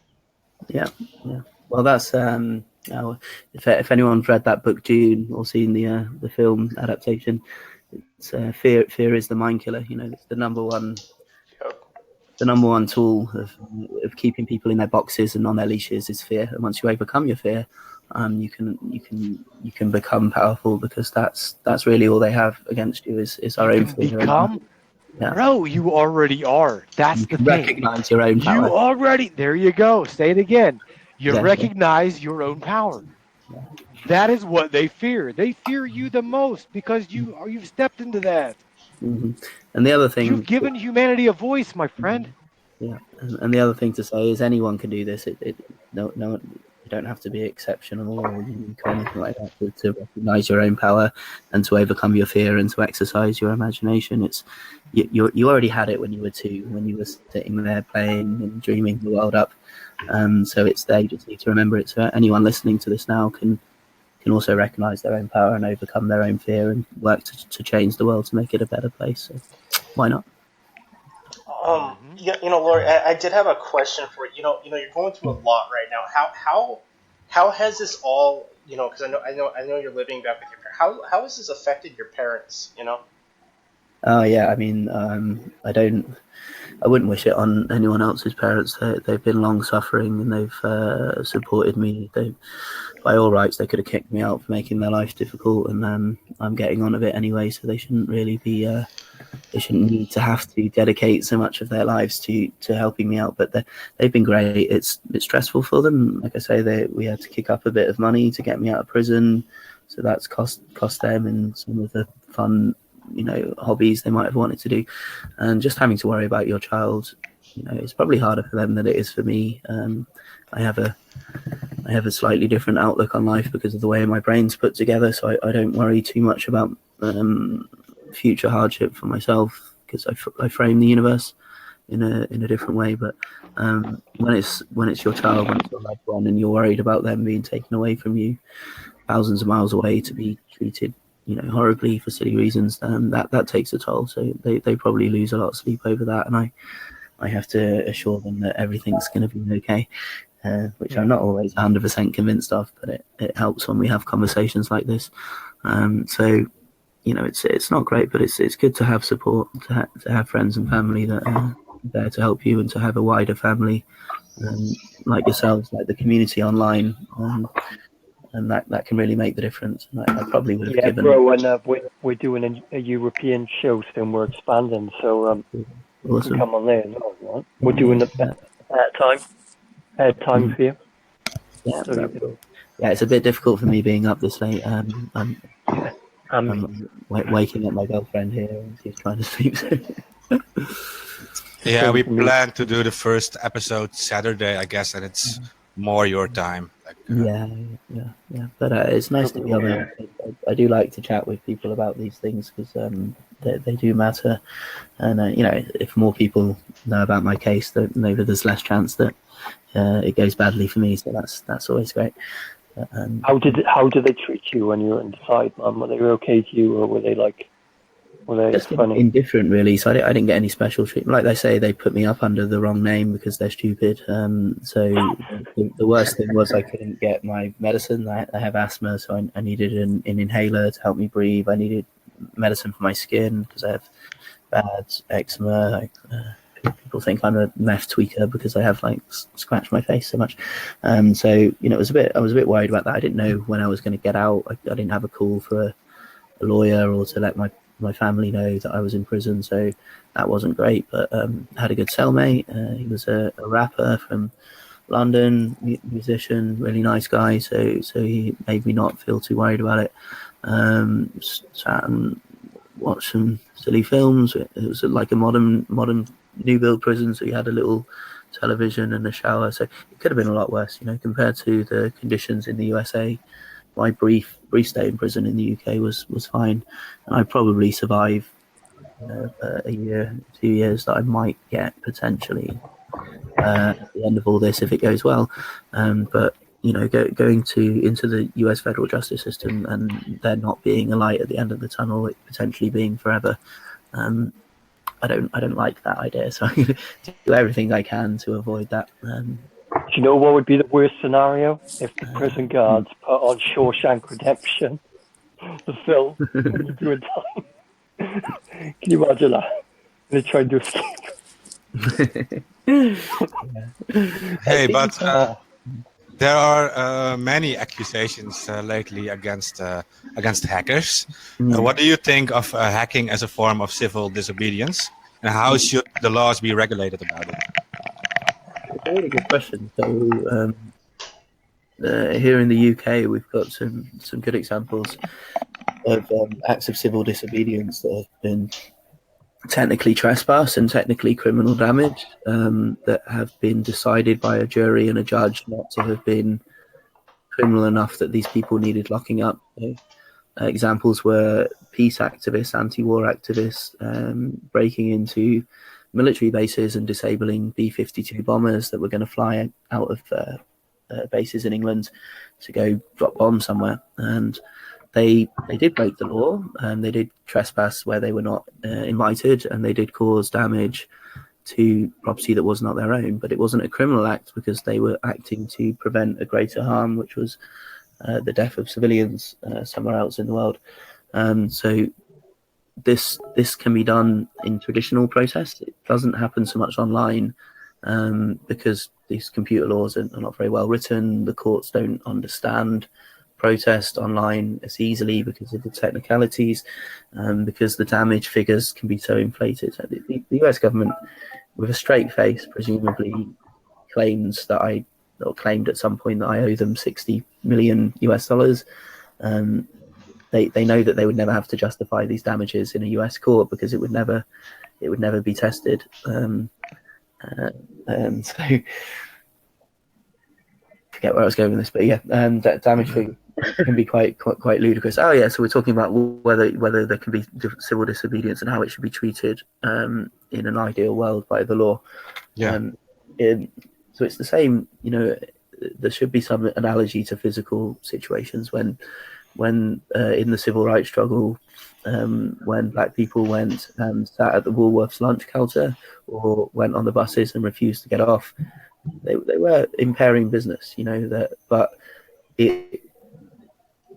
we understand that what they did was righteous, and what they did helped change the dynamic so that eventually they had their right to there, as other human beings, and they had the right to use those buses. And so it'd be nice to have cyber criminal laws that can recognise this. At the moment, they're very much skewed towards making life easy for the prosecutor, and that's because it's harder to prove things, I guess, when you don't have when you're talking about online stuff. Even though the FBI, especially through things like Rule 34 and NSA spying, they have a lot of evidence and a lot of information they can gather to prove a case. They still like to make it easier by claiming that it's more of a criminal thing. So I don't think it's possible in the USA, at least, to have a fair civil disobedience defense for a hacktivist action. We saw with the PayPal 14 who did who were prosecuted for the relatively innocuous act of DDoSing PayPal when they did their illegal blockade against WikiLeaks. That they didn't get a fair treatment. They were massively criminalized. They had to pay ridiculous fines, even though reasonable arguments were made that they were engaging in the equivalent of an online sit-in, an online protest. So it can be done at the moment in the USA. If we fix these laws a bit, then maybe it can be done. You can't just have free reign. At some point, if you're being too much of an asshole online, if you've got a DDoS cannon and you decide to no one's going to have Xbox Live this Christmas just because you're a nihilist and you think it's funny, there's got to be a point where that's maybe not acceptable, and it should be discouraged. But there is definitely a place for the internet being harnessed for masses of people, helping the powerful and the greedy make better ethical decisions. So I do think that the protest against Visa and PayPal when they were blockading WikiLeaks, that was the righteous thing, and there should be space for that. I don't want the internet to be trashed, right? Because everyone's firing their lasers at everything. So we have to balance these things. At the moment, the courts can't do that very well because the government doesn't use the courts to achieve justice. The government, by and large, uses the courts to wield power, and power and justice, they're not very often aligned. Yeah, we were talking. We were talking about with some of the people from Aaron's Law. They're trying to get some legislation passed, and it seems like the reformation of the laws that affect hackers or electronic crimes in general just need to be restructured in a special court with judges that can even understand the terminology or what even took place. Yeah, no, I mean that's another issue is the lack of technical literacy. The way I try and explain it to people is back before we had the Enlightenment and Renaissance and people started to understand empirical science again. Medicine wasn't very well understood. Why people got ill wasn't very well understood. And if you were someone that had spent 10 or 20 years, herbs and spices and which wound dressings would stop people from dying, and you were practicing that medicine, you'd be called a witch sometimes, for trying to help people, because of the illiteracy and the lack of understanding of these things, and that the science hadn't filtered down to the people that were judging you. And the way hackers are treated is very similar to the way witches were, the way people were treated as witches for engaging in kinds of science that the societies that were judging them didn't understand yet. So maybe in the interim, until that literacy and that education has spread to everyone in society, maybe we need to have special hearings or special kinds of courts, or at least expert judges. Maybe jury selection needs to be from people that understand a bit more about the internet than what an email is, and aren't hoodwinked. I mean, if you look at the Silk Road trial, that Ross Ulbricht is doing life in prison. The actual criminals, the corrupt feds who stole thousands of bitcoins from the investigation and stuff like that, they'll not get life in prison. And the jury that gave that guilty verdict didn't understand darknets, didn't understand cryptocurrencies. They basically went along with, and the judge probably was easily led by the prosecutors. So it's very hard to have justice when you have that lack of understanding. And the problem with reform is you want the best thing you can get that's achievable.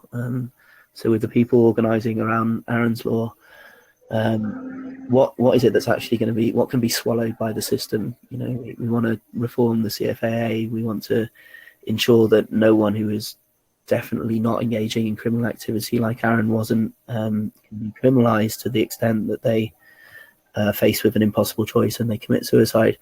But to ask for specialist courts, I think that's a lot of work, and we haven't managed to achieve anything yet. Sometimes the perfect is the enemy of the good, but I'm not there, so I don't actually know enough about the law and the efforts to change it to give great advice about this. But the main thing is that people care enough to fix it, because the reason it doesn't get fixed isn't because the solutions are too difficult to implement. It's the lack of will and a lot of people being quite comfortable with the status quo. Prosecutors don't want a harder job, and they're part of the system that we're trying to reform. So there's going to be a lot of pushback from that. We just had a question from the audience. It was, what kind of internet is awaiting us all in case of net neutrality is lost? Would it even be an internet anymore? I think the thing that makes the internet and not TV with hyperlinks is that it is democratized, and it's not a broadcast medium, and it's not money that decides which content is easily accessed and not easily accessed. And what underpins all of that is net neutrality. And so, yeah, of course they want to get rid of that, because if you're Comcast and you're getting a flat rate from your subscribers, it'd be nice to get the flat rate from your subscribers and $1 million every month from Netflix, so that everyone gets really fast Netflix. That's a really good business proposition if you're in a position to be able to extort that money. The downside is it's great for Netflix if they get faster internet. The blog that your political activist is writing because they're researching Monsanto, who are poisoning, some river or whatever, doesn't have a lot of money and doesn't have a good legal team, you might not be able to access that anymore, just because they couldn't pay up or because someone wants it silenced. And so I don't think it's the internet anymore if it's not a common carrier.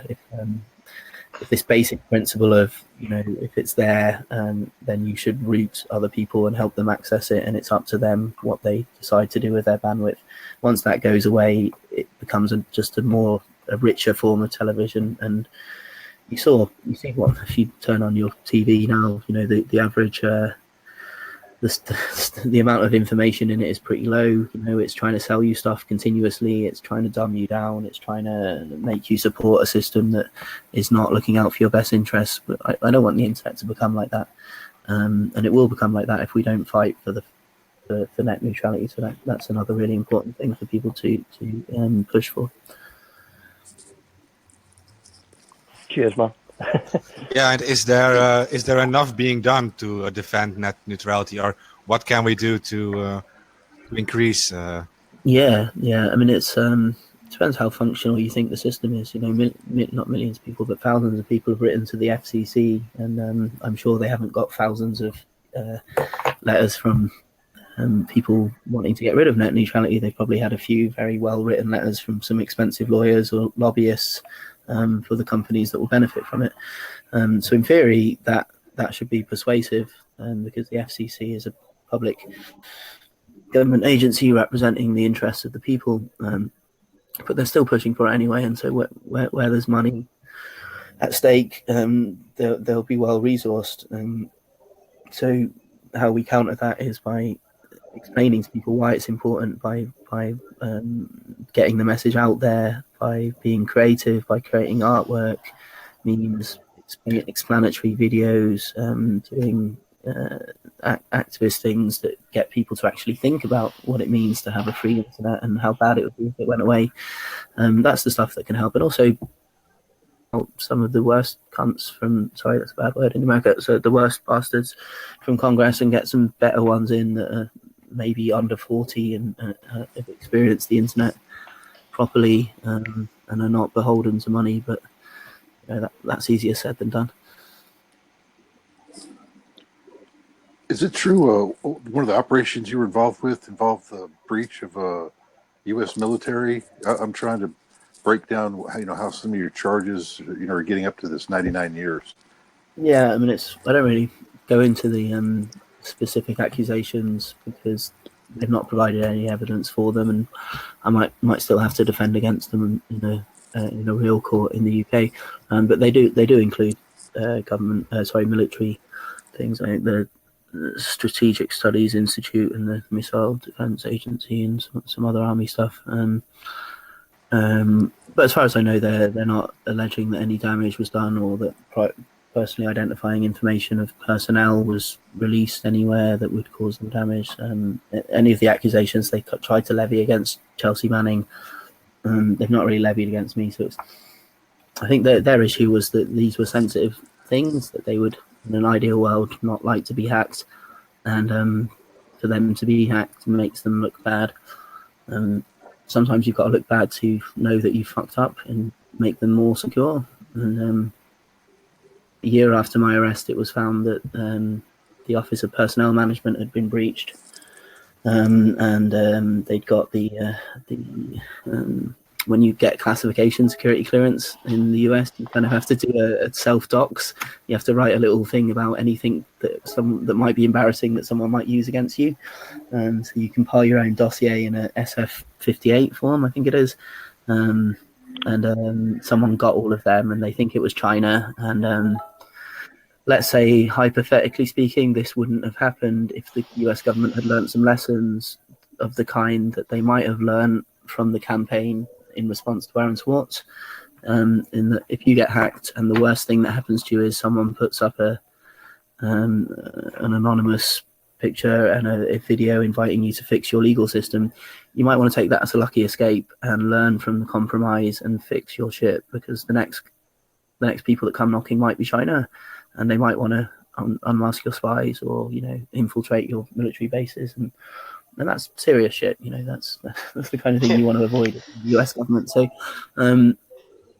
hacktivism can actually be useful to the victims of hacktivism, because if it's a not especially malicious person that's using your compromised network as a platform for a cause, that's better than getting all your data stolen by a competitor or foreign intelligence or a criminal that's going to sell all the credit card numbers on the black market.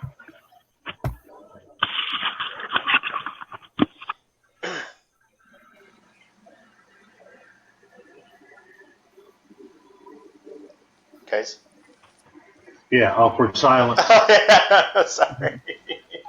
So yeah, I do have I'm reading the comments. Yeah, I do have a question on. Let me see the back end. Hold on. So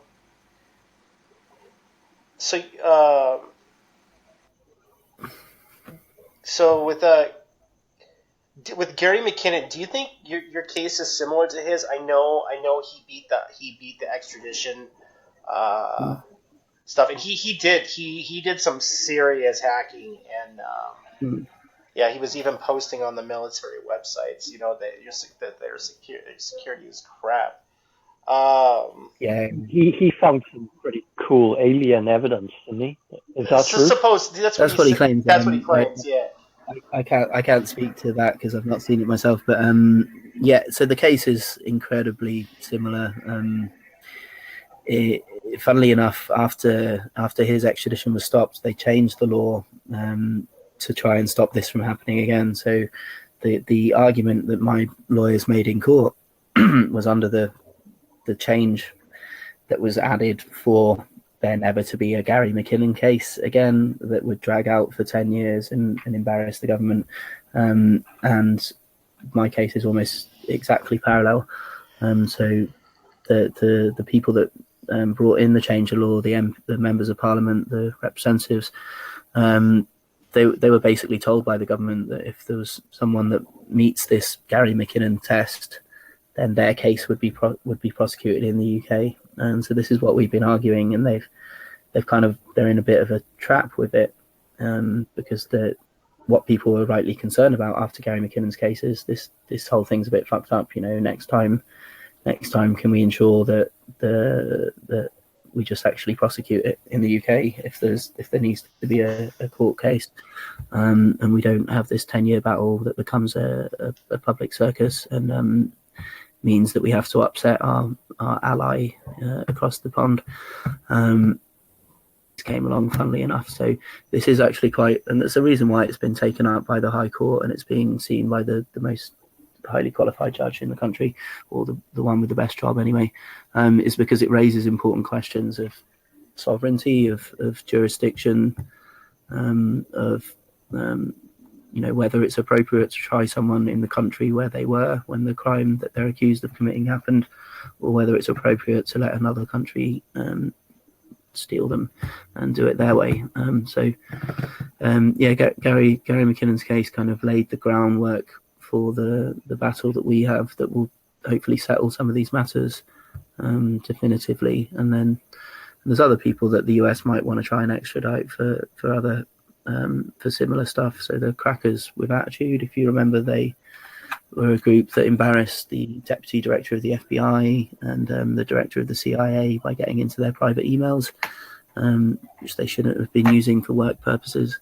And they shouldn't have been on Yahoo and AOL, but that's another thing.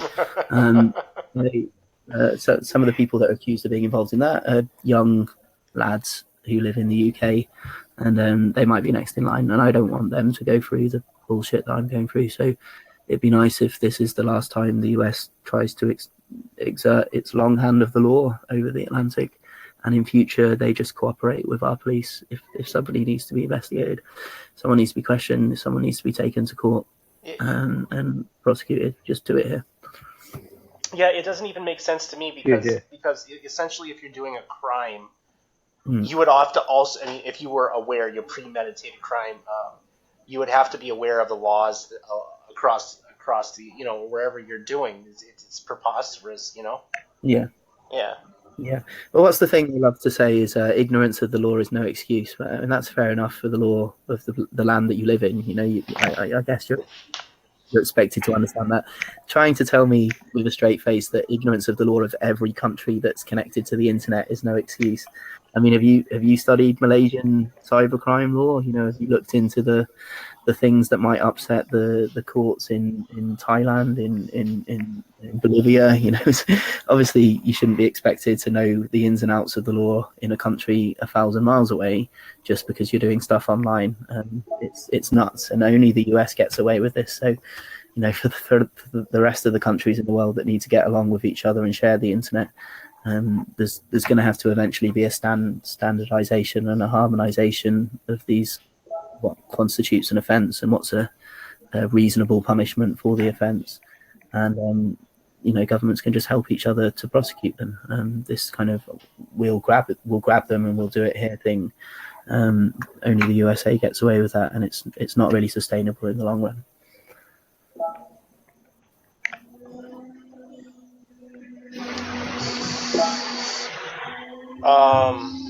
Let me see. There's a question in the backdrop. There was an article published in League the Nation. It's mentioned the reluctant of I can't even say this. My reluctant assent to status of cyber activist icon is most likely what's provoking America. They don't like people that, like we said earlier, speak truth to power. Although, reluctant in the sense I didn't ask for this platform when I was first arrested. There were media out in the country for a week, and we didn't speak to any of them. I didn't get on it and start beating the drum about the cause or anything like that. I was kind of hoping they'd find something better to do with their lives and my life. And now that they are, the extradition process has begun, it's not going to go away. So if the media come and talk to me about something, I'll tell them what I feel. And I do get asked to talk about cybersecurity. I have given comment on terrible laws that we've had in the UK, the investigatory powers bill, which gives them new spying powers, and they can force Facebook to break their encryption, and they can get all your records from your internet provider at the drop of a hat. if Sky News asked me to say what I think about that, I'll tell them that it's a terrible idea, and they probably don't like that, and that's probably why they want to make an example of me so no one else does that in the future. But it's not a good way to go about getting the things you want.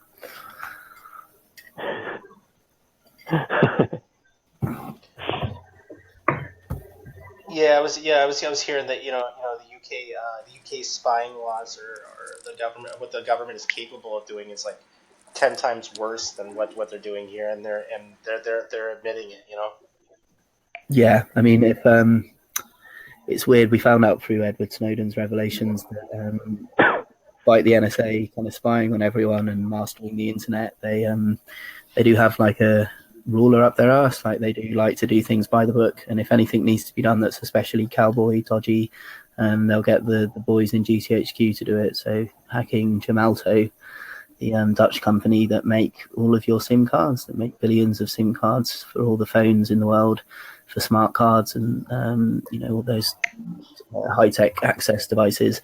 They wanted them so that they could break into GSM communications, mobile communications around the world. So they sent GCHQ to hack him, and despite the fact that we all know about it, despite the fact that I made a police complaint to the local police in Cheltenham about this crime, nothing will be done about it because they're above the law, and even though they have a special court, that occasionally people are allowed to bring a case against GCHQ, and even if they've done something massive. Sorry, Lauri, I pictured South Park then when he goes, "I'm above the law." Yeah.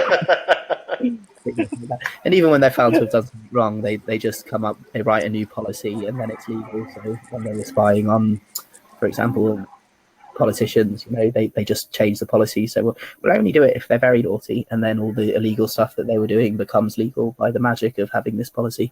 So that there's no real accountability for these people, and it's slightly worse in the UK than the USA because USA has reasonably well-written constitution. We don't have one. We still credit the spies with breaking the Enigma code and stopping the Nazis, so they get a lot of leeway. They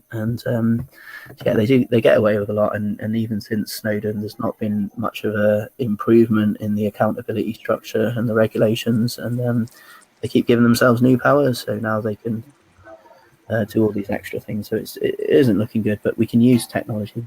They still can't break the crypto, which is why they have to try and undermine it and weaken it through the law. Do they still run the old World War II Bletchley Park? Yeah, no, they've turned that into a museum. So they've got their donut thing, which is down the road in Cheltenham. Yeah, Bletchley Park is kind of a museum and tourist attraction now.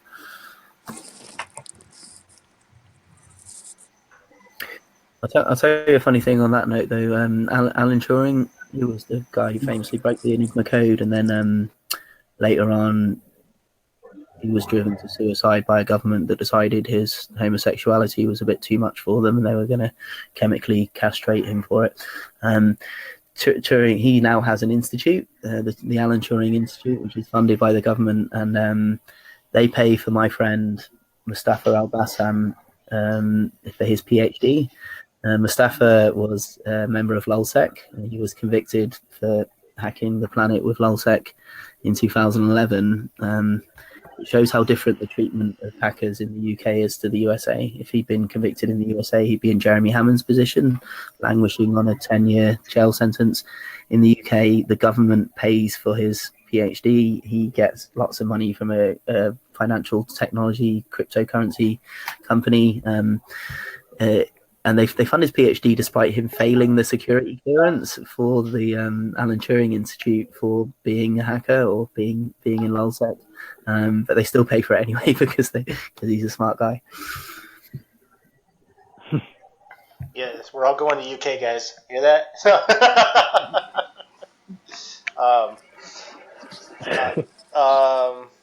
Yeah, but seriously, like you're I heard the amount of time, like if you even did do a plea, in the UK was significantly less,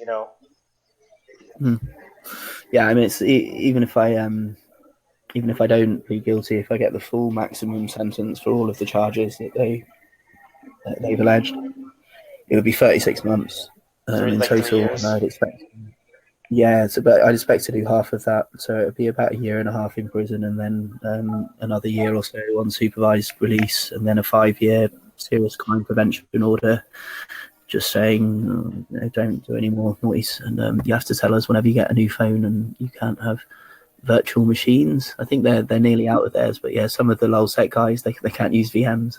It's a bit silly. Bro, can I ask you you're not something? the rest of your life. Were you on the message boards when Anonymous started? When it was all started as a troll?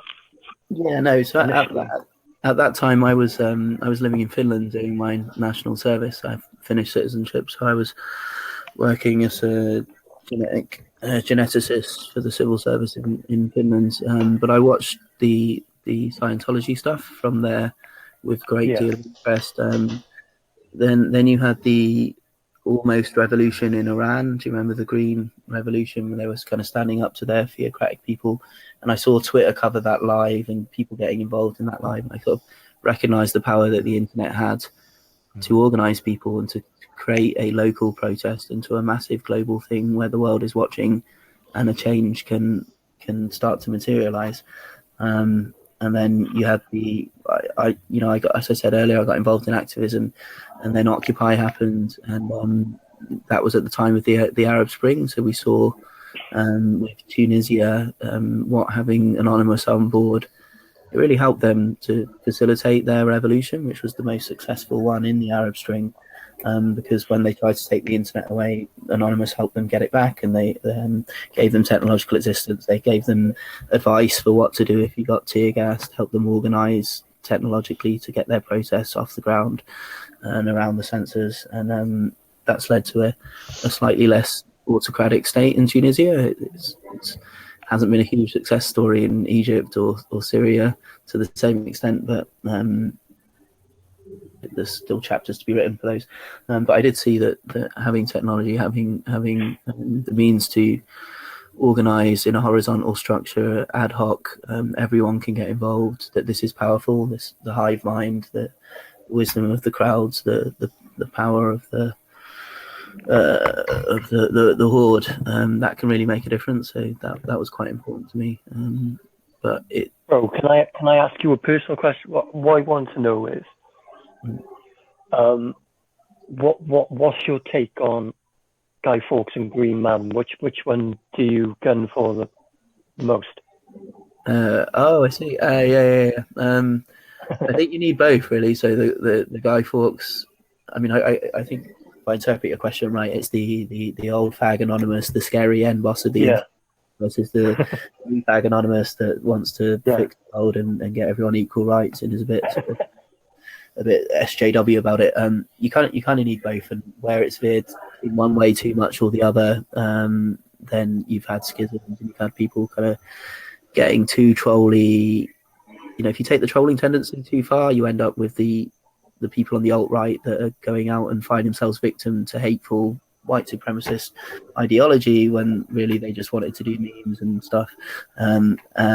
If you get too social justice-y, you can easily become a caricature and this whiny thing that's no longer respected because you're not actually wielding the power of large people that are creatively chaotic, I guess.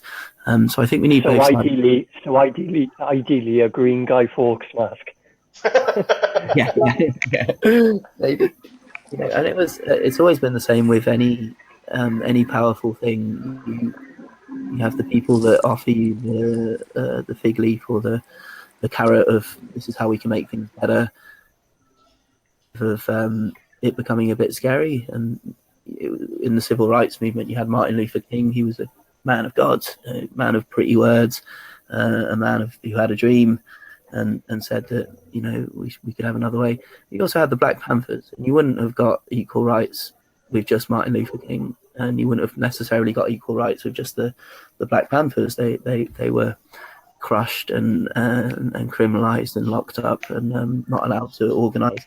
But the combination of the two, the prospect of a a scary, revolutionary, angry, organized, armed, militant alternative to the nice, fluffy, reformist. Let's do this because it's right and it's the values that we pretend to ascribe to. That's a good combination. So I think we need both of those things to achieve progress in society. So how do you feel about the current state of Anonymous? I don't know. I don't know if I'm in the loop enough to comment. I try not to associate with people that I could be used against or I could get into trouble. So to whatever extent that there is non-public organisation, I'm not involved in it. I think things have waned a little bit. That in terms of the amount of actions and the profile of the actions and the quality of the actions, a lot of this is understandably because the government came down on people like a ton of bricks. A lot of people found themselves in jail or facing jail or otherwise having their lives inconvenienced by criminalisation. And so people got a lot less confident and brave to do things. And maybe there's been a lack of organisation, a lack of what you would call whatever the equivalent of leadership is in a leaderless collective.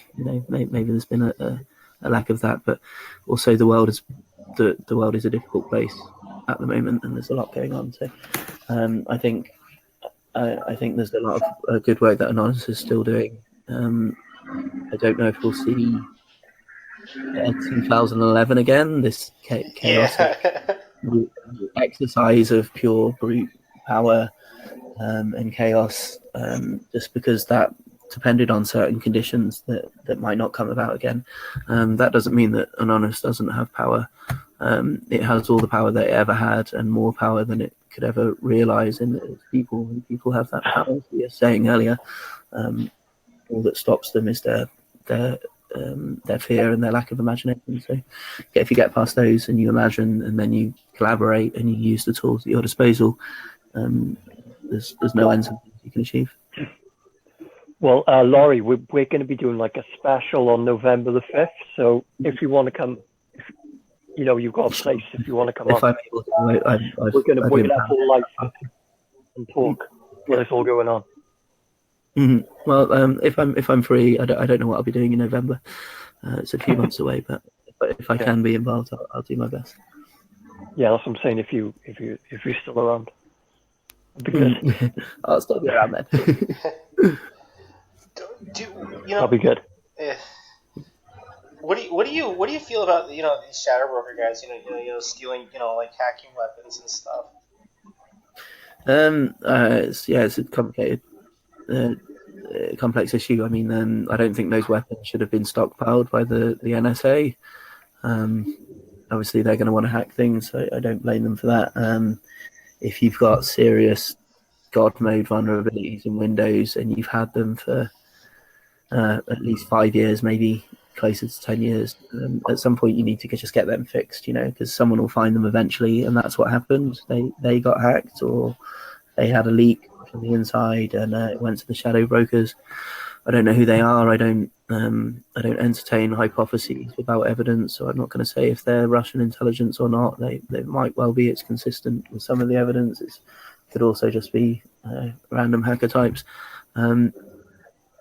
Exploits themselves. That an exploit is maths, right? It's a mathematical proof that this program does something it was not intended to do. Yeah. Once you've got that and you lose it, you've lost it. The only thing to be done then is to get it fixed, and that's happened now. Sadly, people don't update their computers, so the Eternal Blue, rightly named Eternal Blue, Eternal Champion, etc. vulnerabilities will be useful for some time, which we saw in WannaCry. Some of them being used in other malware campaigns.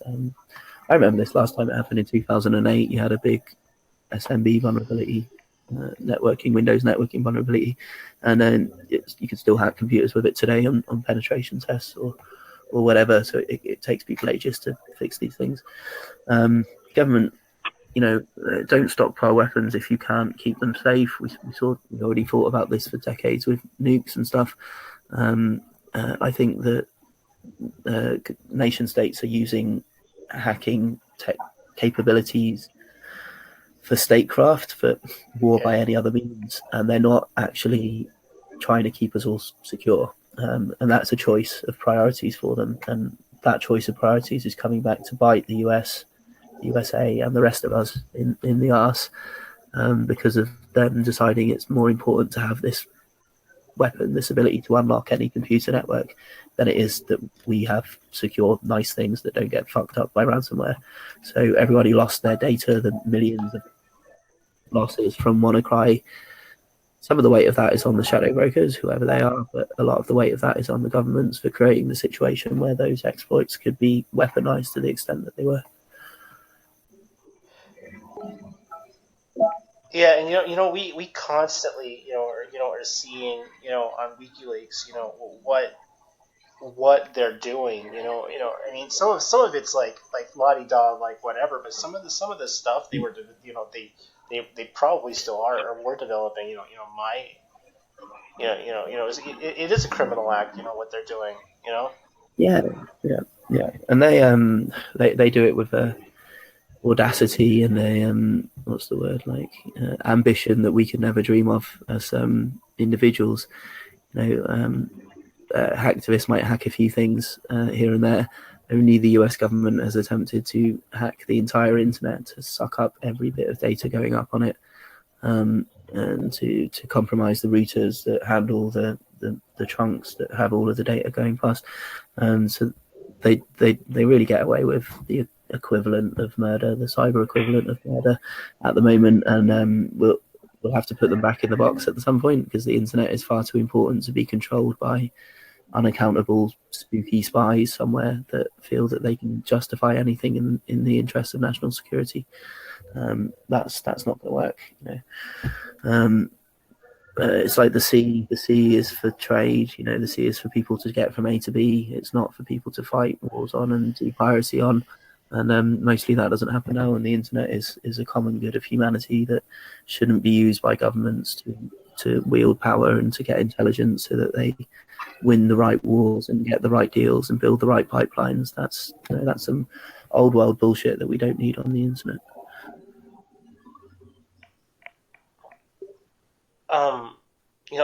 I wasn't following. I saw you post on Malware Tech, and then he got bail. Haven't been really following up much on that. How do you feel about even him being accused of was it the Kronos virus? Yeah. I mean, this Kronos thing was fuck all in the grand scheme of things. Like, I don't think it even affected that many people, and the people it did affect were in the UK. So again, I don't know what the USA is on about claiming they have jurisdiction. I think it's probably even quite unlikely that Malware Tech was even involved in a criminal conspiracy. I think it's probably more likely that he wrote some code as a proof of concept, and some criminals used it in their malware, and the Department of Justice is dumb as a box of fucking bricks. I'm glad he's got bail, and we had a little meeting to organise to try and do some support and solidarity for him. He's got some good lawyers. Hopefully they have just fucked up, realised they fucked up. He'll get a nice deal, pled down to a misdemeanor, or he'll get an actual trial and be found innocent. He'll get to come back to the UK, because it's a shitty situation. Like, they had him in their custody. That was the problem. He was obviously felt not guilty enough to voluntarily fly to Vegas, which again is not something you probably do if you've been selling malware on the darknet for money. Yeah. And is that what he was doing? No, I don't think he was. That's what he's accused of doing. Oh, gotcha. Conspiracy, they say he created Kronos in inverted commas, and then he conspired with this Vinny K, Mr. Tran. Don't say that if you're in the USA, because that's under seal. But this vendor, who's probably the actual criminal involved here, they say that conspiracy is such a loose thing. They don't really have to prove anything. It's just that some things happen, some people were vaguely interacting in it, and some of the acts were criminal. So if you actually read the indictment, he's not accused of anything other than writing some code. And I don't think they'll be able to prove criminal intent in a conspiracy. So at the moment, he's pleading not guilty. I think he's a good chance in court. I'm really glad that he's been bailed and been allowed on the internet, because they can use bail as a way to bully you more. If they can keep you in detention, you're much more likely to cop a plea. And if you're the kind of person that does everything online, not being on the internet is a bit like being in jail. So, he'll have a bit more of the freedom to actually fight his case now that he's allowed to use the internet. He's still got to pay to bloody live in America. He's probably not allowed to do his job fighting malware because he doesn't have a work visa, and the companies that he works with might be getting told by their lawyers to cover their asses. So it's still not a great situation for him, but I'm hoping the DOJ picks their battles with this one and eventually he gets the comeback. I mean, he's nice. He's a better person than I am in terms of security. He's actually saving the day on a routine basis from these malware campaigns. I just occasionally put out a few fires. So he's definitely the kind of person the USA shouldn't be trying to criminalize. And it just goes to show that they just don't have their priorities straight here, or they were trying to use it to get him to work for them for some other purpose, which we don't know. Yeah, he essentially, stopped the spreading of the WannaCry virus, and he's by registering that domain, the kill switch, turning that into a sinkhole. Every time a computer got infected, it checked to see if that domain existed, and then it stopped doing its horrible things. It might have been found by someone else, but it would have been found eventually by someone else, and it might have been registered. But massively viral worm attack that is locking up people's files, acting quickly and taking that initiative saved millions of computers from being infected and untold amounts of data from being lost. So he is rightly being held as a hero, and for the Department of Justice to try and prosecute someone who's already been called a hero proves that they're either lacking in some political awareness, or they just don't give a fuck, or they're criminally incompetent themselves. But none of it makes me very optimistic about the treatment that I would get in their hands. Yeah, I was gonna say, I was thinking about that as he posted bail, and he's a UK citizen. He can't leave the country, and until his case is done, he's stuck here. Yeah. I mean, it's not good for him. At least he's not in detention. At least he is allowed to use the internet. For me, that would be like I've had to be offline for a few weeks when I was arrested the first time, and it was horrible. It was worse than being in the police cell, because every way that I interact with the world is with a computer, and that's how I process information and communicate and understand and cool things. So being cut off from the internet in the 21st century in 2017 is pretty inhumane. So it's good that he's not having to deal with that.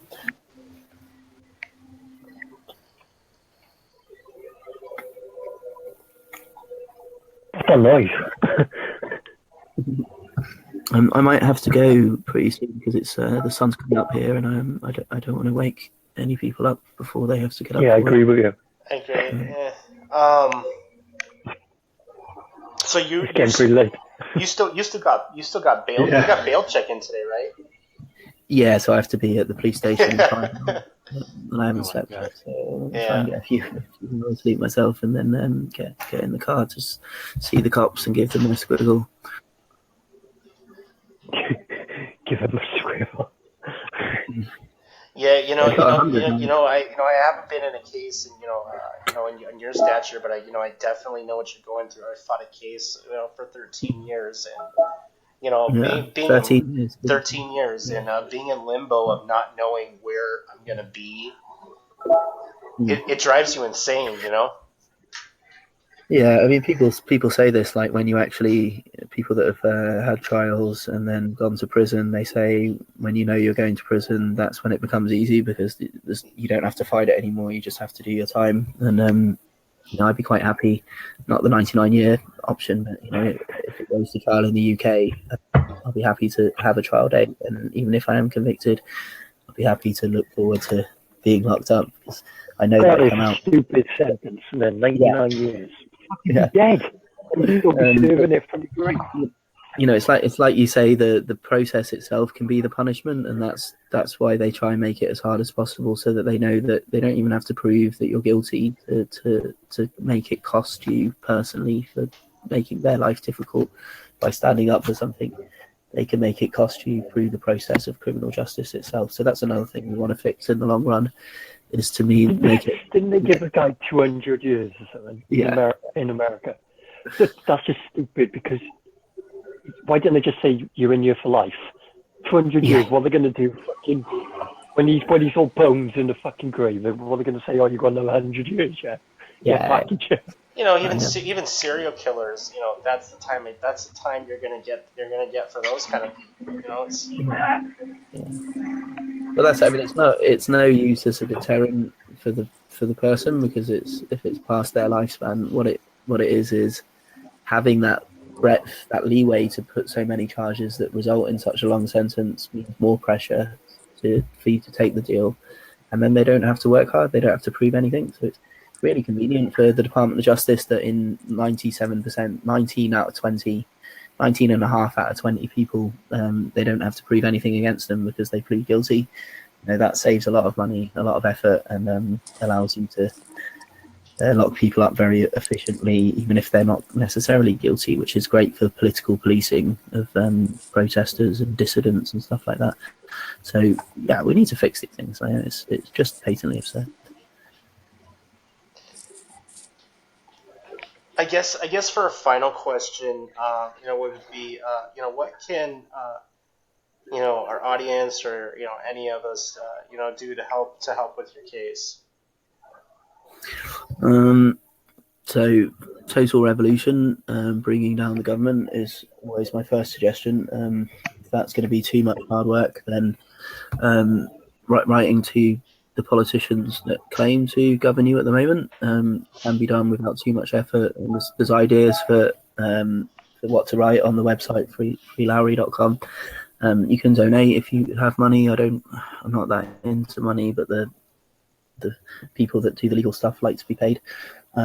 You can raise awareness of how bad the CFAA is. You can talk about Aaron's case. You can talk about malware tech. You can talk about Jeremy Hammond. Talk about Marty Key. You can talk about any of the other Barrett Brown, any of the other people that have been through this for reasons and have been treated badly and have had their rights trampled on and have demonstrated the injustice of the system. Then getting more people to understand that helps us, because one of their weapons is ignorance. They get away with a lot of bullshit because people don't know it happens, and when they know it happens, they're not as into it, and then stuff gets done about it. Well, you can support in person if you're in the UK, or you can get to the UK for the end of November. You can advocate for the use of strong cryptography against bad legislation. You can sign petitions. Some of them exist. You can write letters, possibly to the court itself. I need to check with the lawyers if that can be done. There's plenty of things you can do.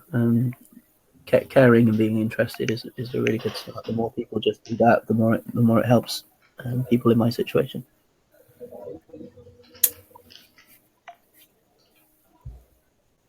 I gotcha. Anybody else got any questions? No, I'm good, man. I'm pretty mind blown, man. I'm pretty good. I enjoyed that. Can we see anything from? Go ahead. Oh, can we see anything from like the comments? Oh, yeah. Stream comment. Yeah. So I have a bit of a lag issue that.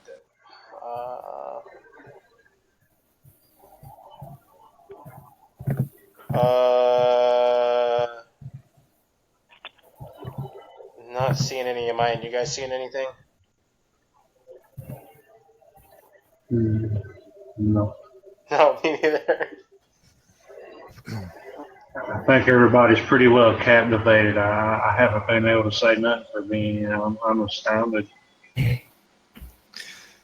Yeah, I just wanted to say that we appreciate it a lot that you took the time to come on, considering you're under a lot of stress right now, I can imagine. So, yeah, we appreciate it. It's nice for me to know that people are interested, that the community out there still wants to know about the case and the updates, and they still want to do things about it. That's solidarity is kind of the most meaningful thing I think that we can do as people for one another, is to show solidarity and to care about each other's situation and to try and help out. So thanks for having me on the show. It's also been a really good chat. I don't get to have this quality of conversation very often, so thanks guys for having that with me. And up the rebels. Keep doing what you're doing, and speak for yourself, speak for other people, think independently, don't be led, fight the power, and we'll get there and we'll win.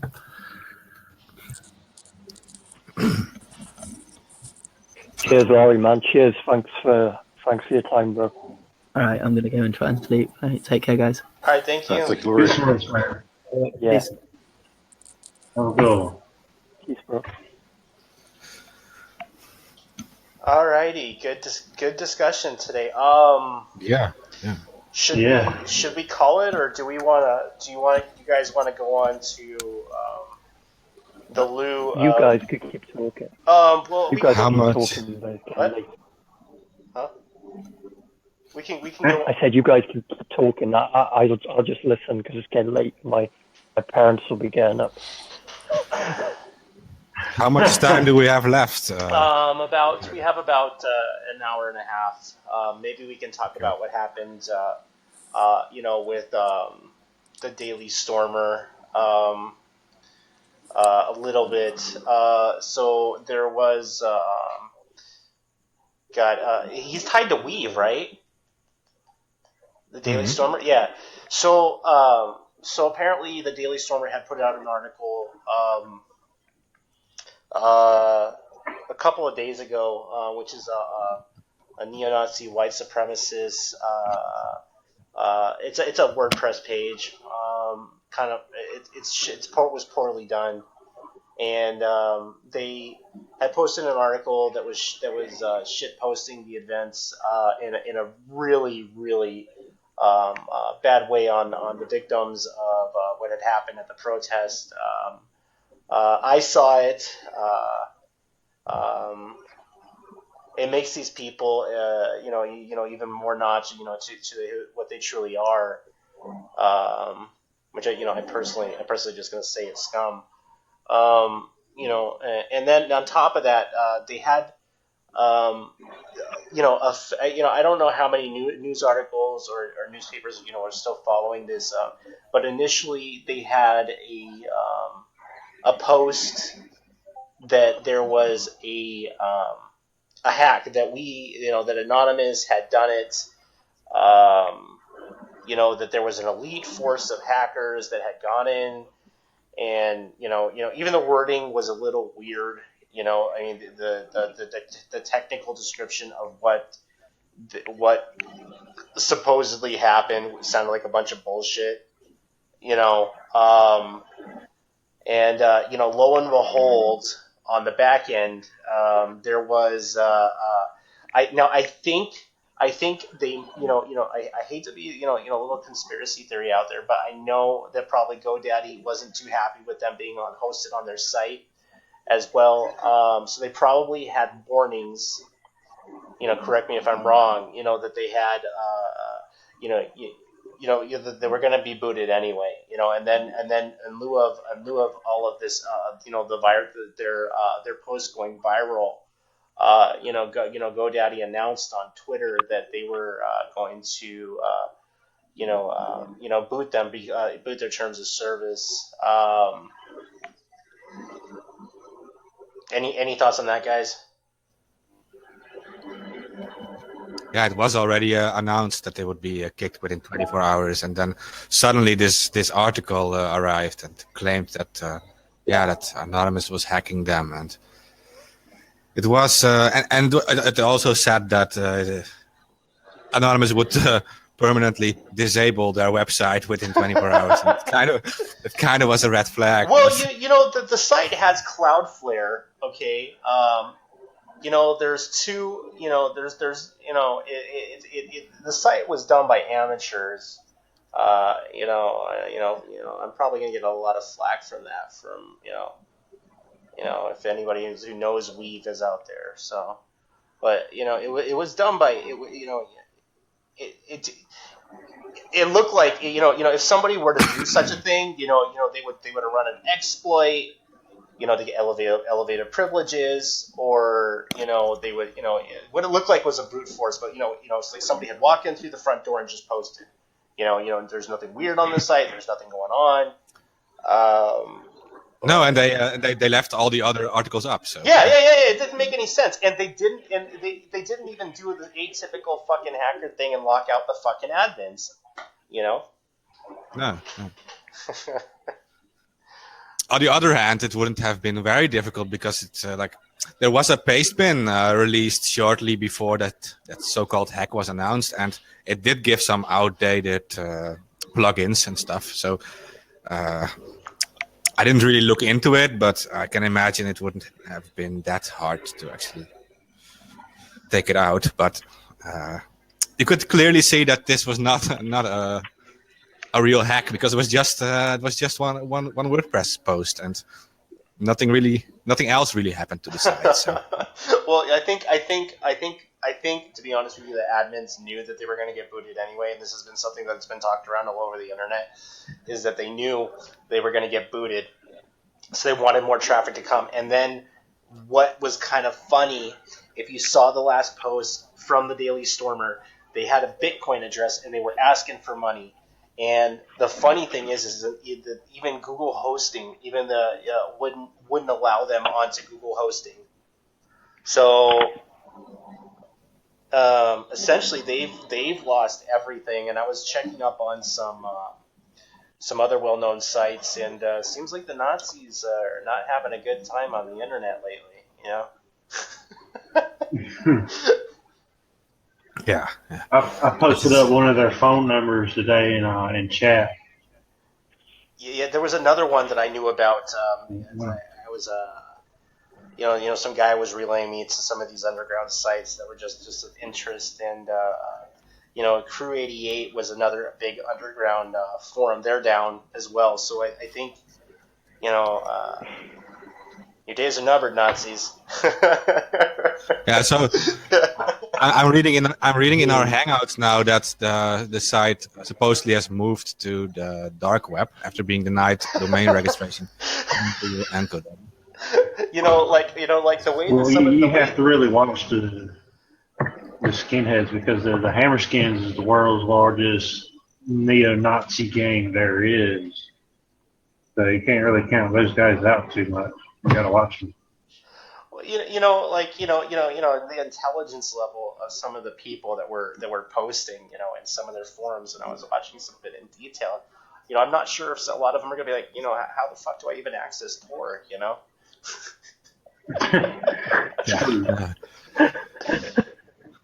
Yeah, worry more about brute force and violence. And I've been getting a lot of messages relayed. There is a massive online campaign, so not just from Anonymous, but activists and anti-Semitic group or non-anti-Semitic groups, and then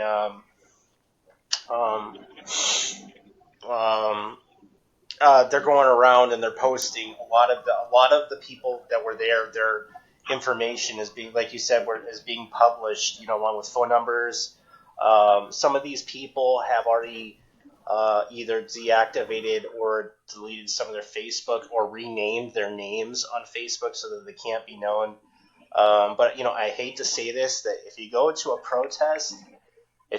a white power protest without a fucking mask, what did you fucking expect? You know what I'm saying? Well, it's ridiculous anyways, because there's all sorts of hate groups here. I mean, you can call them hate groups if you want to or not. I mean, they're all inciting each other. The Black Panthers, the KKK, neo-Nazis, Bloods, Crips, whoever they're all inciting each other anyways. Oh, we're better than you. But people are falling for these isms too much. Racism, feminism, fascism. It's all a weapon anyways. I mean, think about it. I mean, a potato is still a spud. Yeah, well, these groups have always been there fighting with each other, but now that it's everything is just online too. So yeah, of course they're deleting their Facebooks and stuff now, and they're hiding themselves. But yeah, when they go to protest, they will be photographed again, and they will be put on Facebook again and again. Doesn't even matter if they themselves have any Facebook account or whatever. They will be put on these other pages again, and yeah. This is just how it is now with the internet. So if they want to be, if they don't want that to happen, then yeah, they should put on some mask or whatever. Yeah, because we're sitting here waiting for you to screw up. We are. Everybody is. Some masking tape around their face. So. We've had several online camping. Say there's still a lot going. Actively going. KKK. Yep, still going on. Yeah. Okay, well, they have the masks. So, yeah. Yeah, mask off. What else? I heard the KKK was asking for Obama to come back. It's a joke. That might have been the NAACP.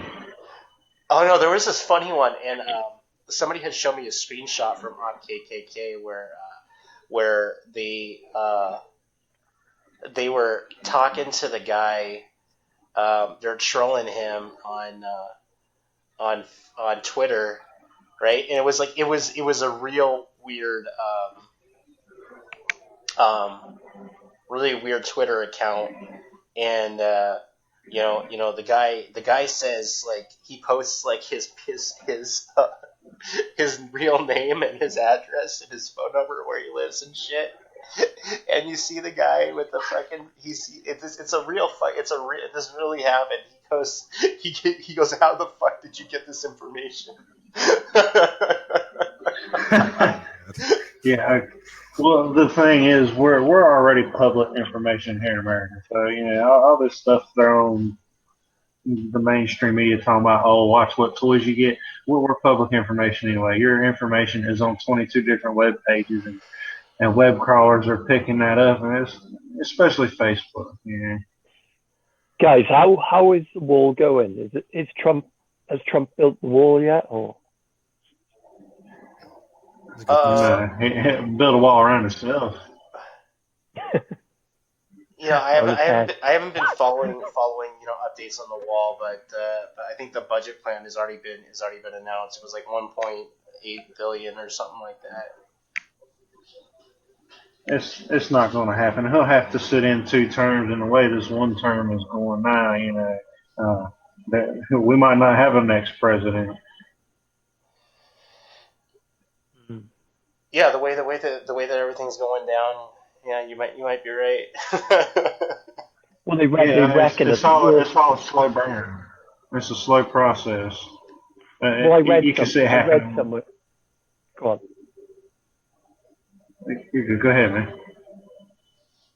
I was just going to say I read somewhere the next week that there's going to be some sort of solar eclipse, and they reckon it's some sort of sign of the Nibiru or something. I don't know.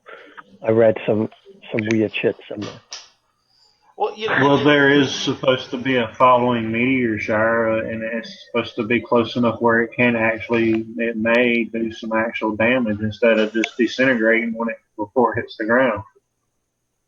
Yeah, that's what I read about. But it was like a solar eclipse as well. But it was on like a certain date. It's next week for America. Yeah, the best place to view the solar eclipse will be Oregon. And I have been getting. There is one county that's already had a budget plan for an emergency evacuation plan. I don't know what the fuck that even means, but government dollars are being spent on a possible problem with a solar eclipse. They're worried about solar flares. Well, yeah, that's the only thing that I can think of. Is that God forbid, something knocked out created like an EM blast or whatever the fuck it does and knocks out the communication of the electronic grid. That's a situation. But I mean, possibly. I'm not like a science buff. Maybe that could happen because of a solar eclipse. I don't know.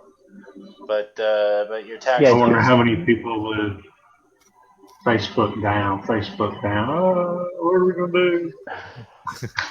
Well, you're not going to doom, see doomsayers. ultraviolet radiation to the point where it's going to, destroy your skin and burn holes in cars and shit like that. The worst that would happen is your electricity is not going to be working and your communications will be disrupted for however long it takes till they get everything started again. Yeah.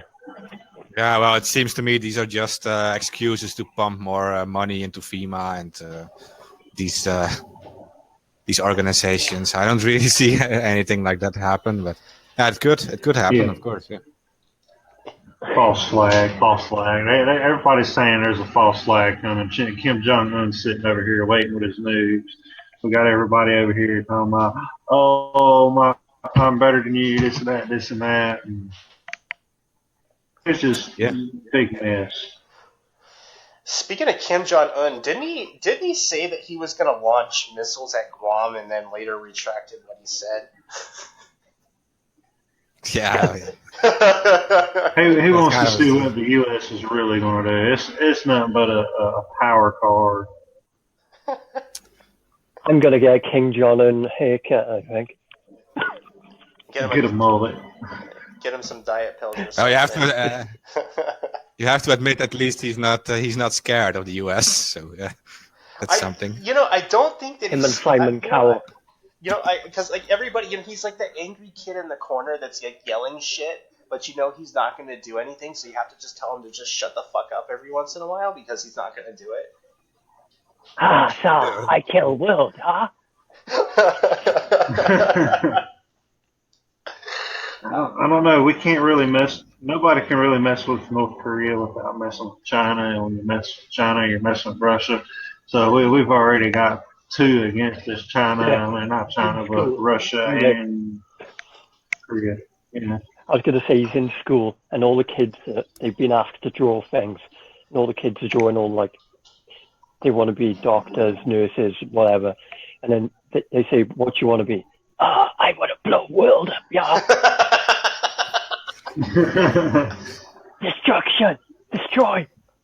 Yeah. What's amazing is that I think Kim was educated not in North Korea. I think he was in a private school in Switzerland, if I'm correct, right? Yeah, in Switzerland. That is true, in Switzerland. Yeah, under a false name, of course, but yeah.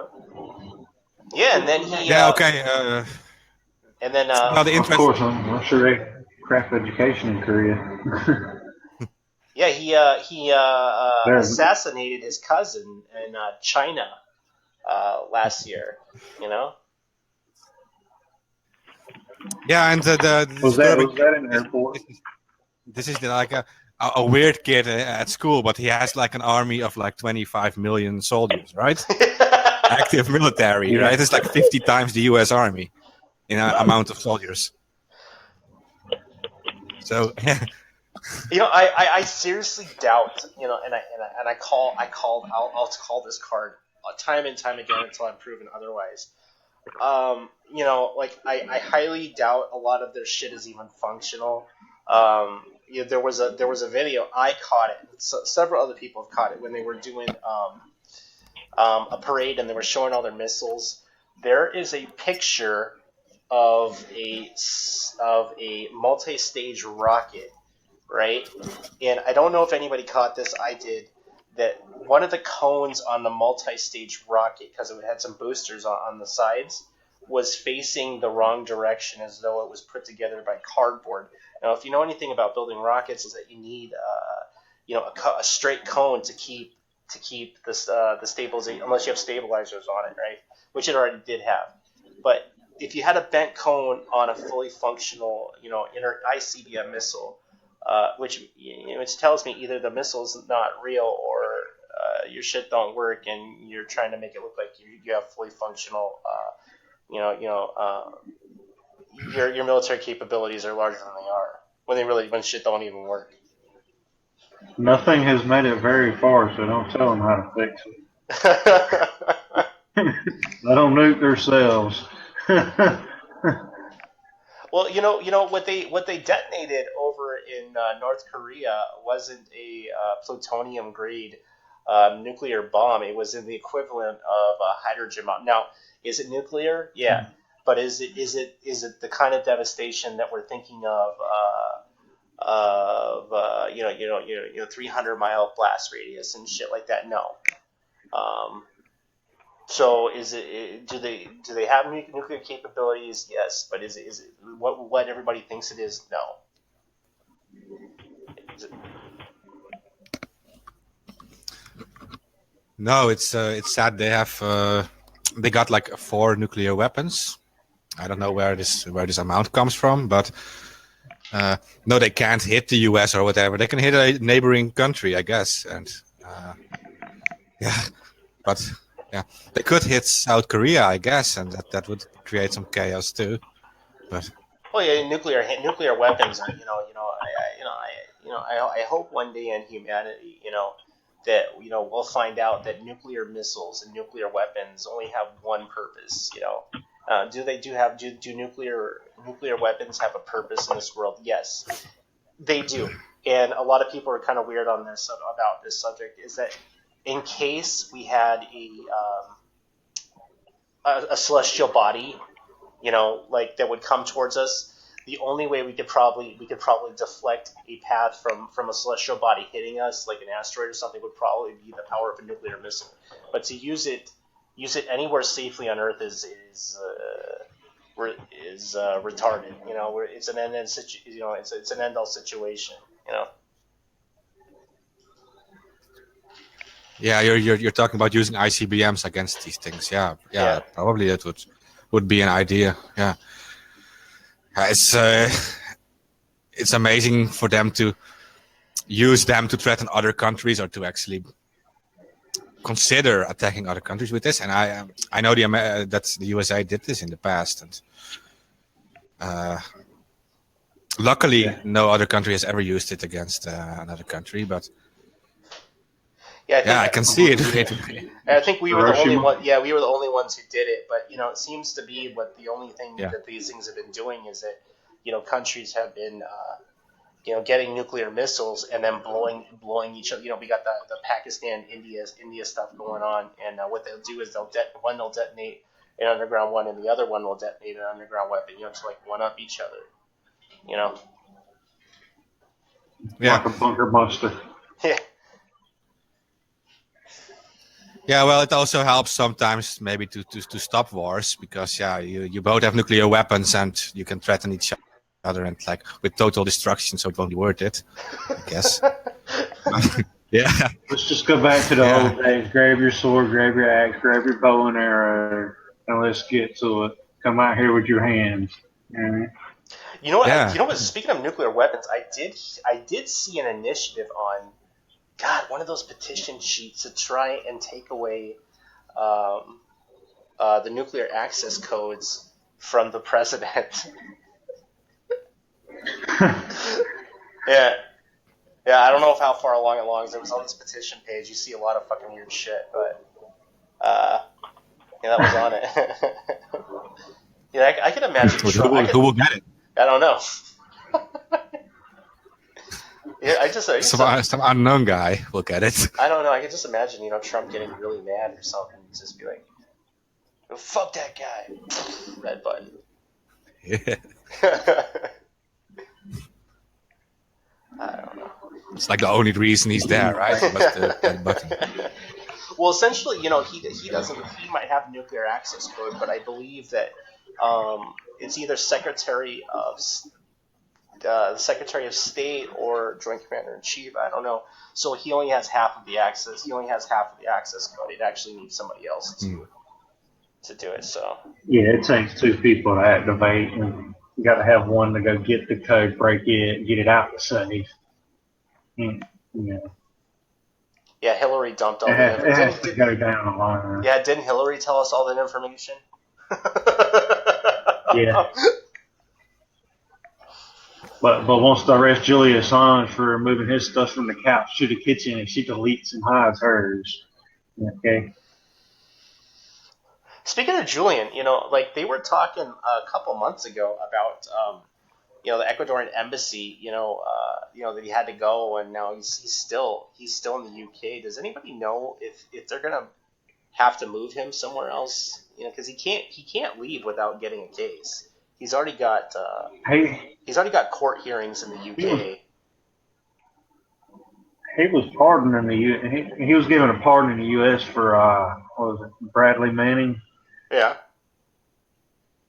And he kind of gave himself up to get Bradley out to get his time dropped down. So I don't know. I haven't really seen nothing much out of Twitter or Facebook or anything lately, or out of his account. He until the laws change, he's better off just staying where he is. They kind of called him out on his offer there. He had made that offer to, if they would release him, he'd like make a deal or turn himself in. But then, so they release him, but then nothing ever really happened. Something may be going on there, or he reneged on it, but it just kind of died.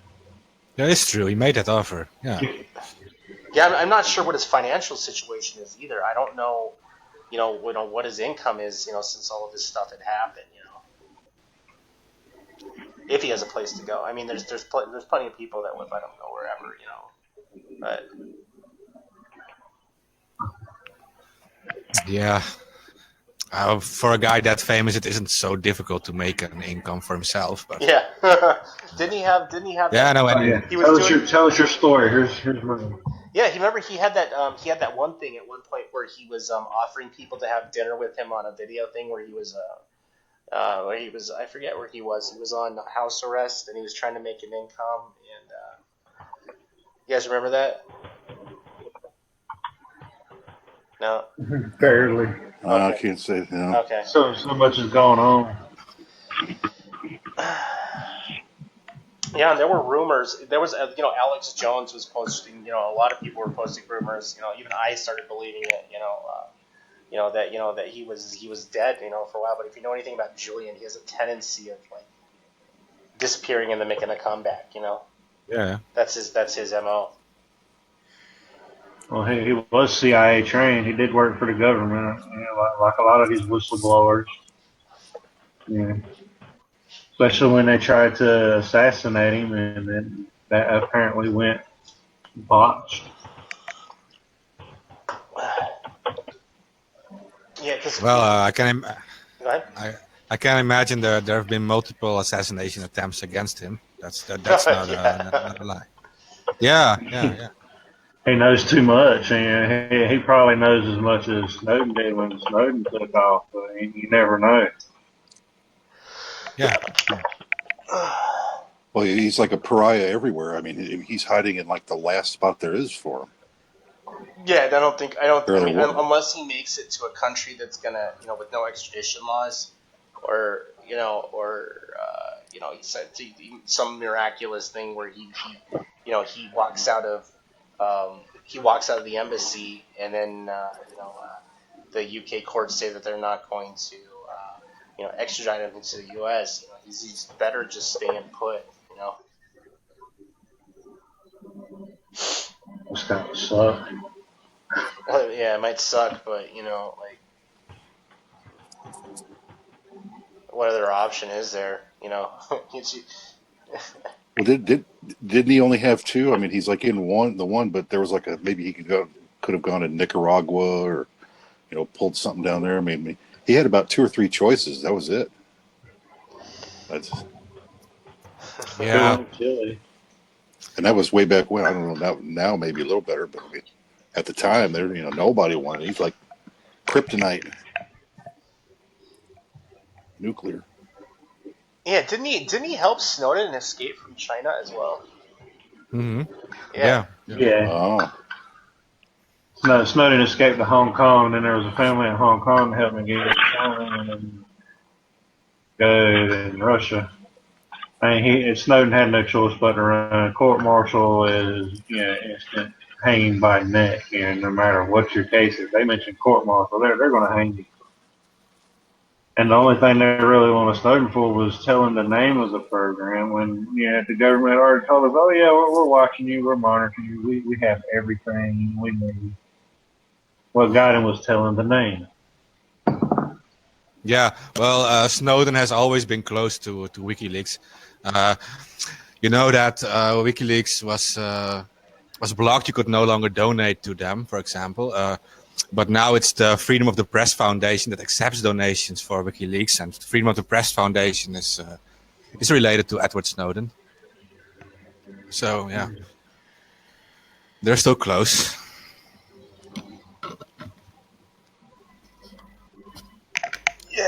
Yeah, same with Snowden. He's better off staying in Russia than he is coming to the U.S. because our government sucks. All governments suck, but ours suck more. They're sucking each other.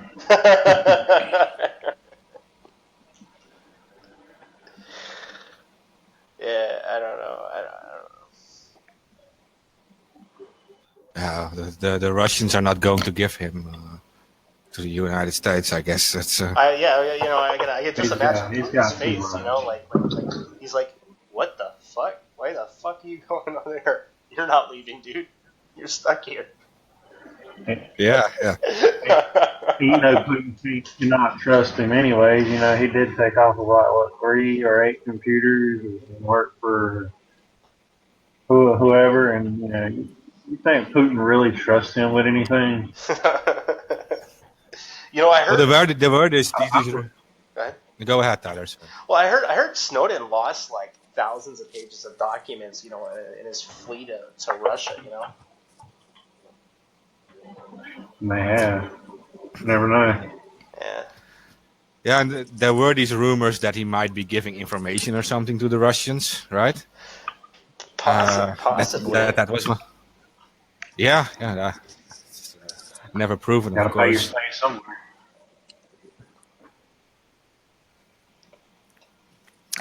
Yeah, as long as there are rumors, we can't run with it.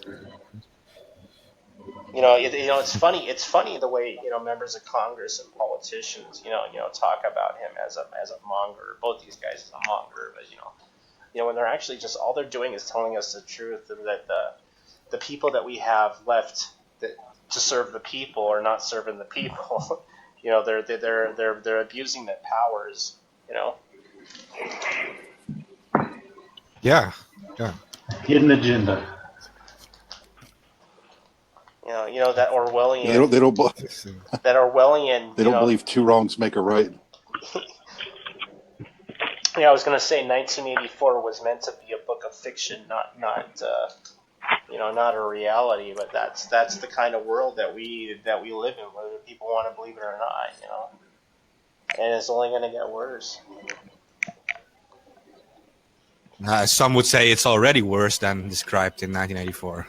So there is this entire control network that's already. It just depends on who owns it now, like who is in control of it.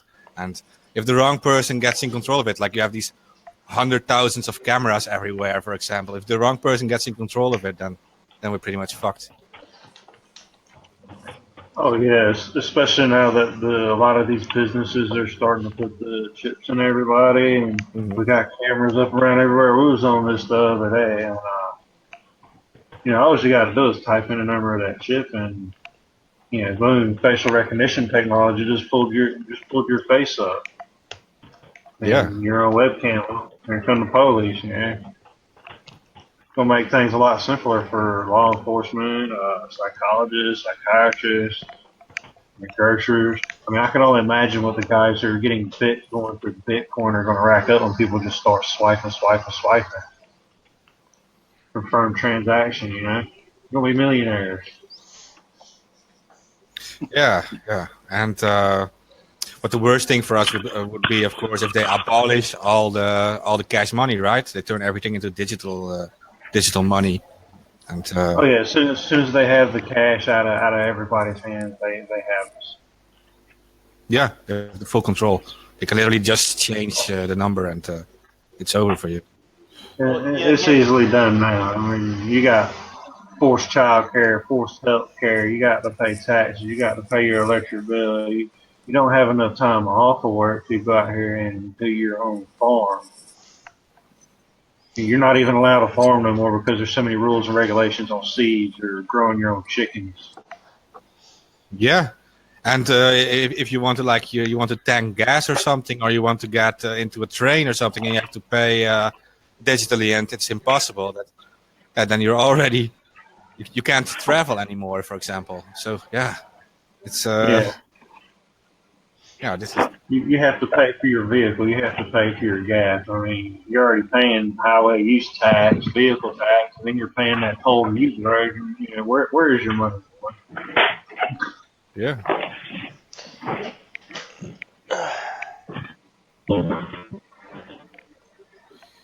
And essentially, your tax dollars are not going where you think that they're going. They're Yeah, no, not. Yeah, that's the history of it. I mean, even England, the UK, anywhere that's tax people, they eventually run out of tax. And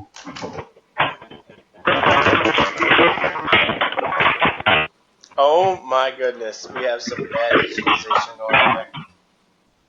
Yeah, somebody fall. Steve. It's getting it done. Steve. Steve, what's going on, Steve? Let's say hello.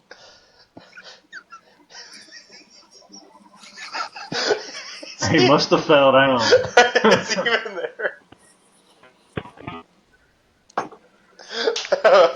Damn it, dropped my phone. I,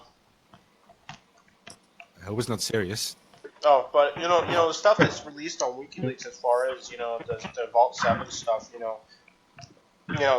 what they're showing us, is not, what we're talking about with Lauri, is that our own government is using hacking tools against the citizens. These things aren't used. How should I say? I know that the underlying mechanisms of the internet was essentially designed, or the internet was essentially designed by the Defense Aerospace and Research Project Administration, at least the protocols. A lot of what we see on the internet was meant essentially for military purposes, databases in case of I think initially it was in case of nuclear fallout, there would be databases and people could still communicate with each other on simple electronic means. But sorry, I'm losing my train of thought. But the fact that our own government is using what was freely given to us, along the way against us, is scary.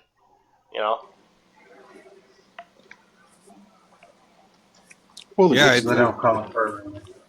when it started off, my understanding is start off like the early communications and collaboration between the what do you call them, research institutes and universities. Of course, the military aspect of it also.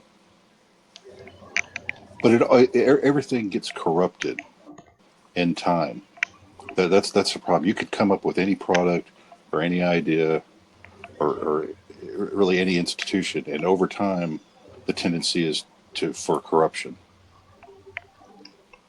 I remember. Was it CISPA or SOPA? I don't remember which one, but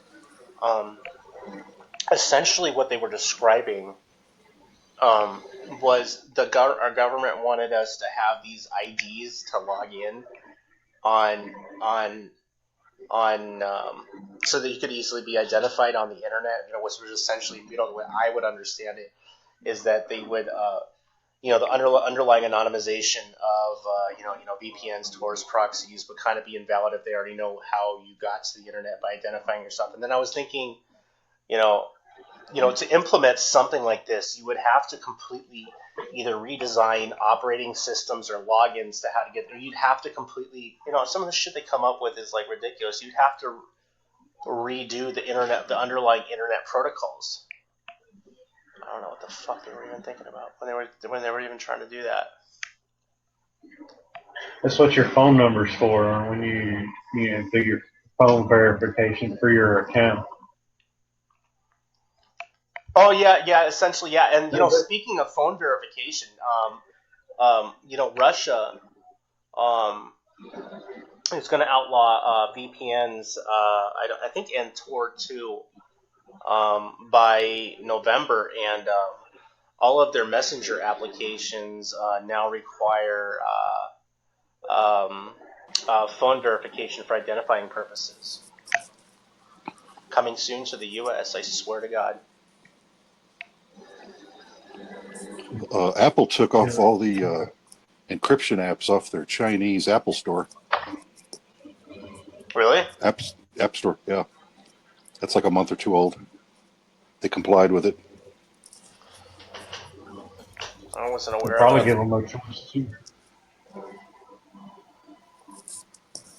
Yeah. Okay, so that's on request of a government. So they will do this on request of other governments as well, I guess. Yeah, all you have to do is ask. It's too big a market there. They're more than willing to give up your rights for their profit.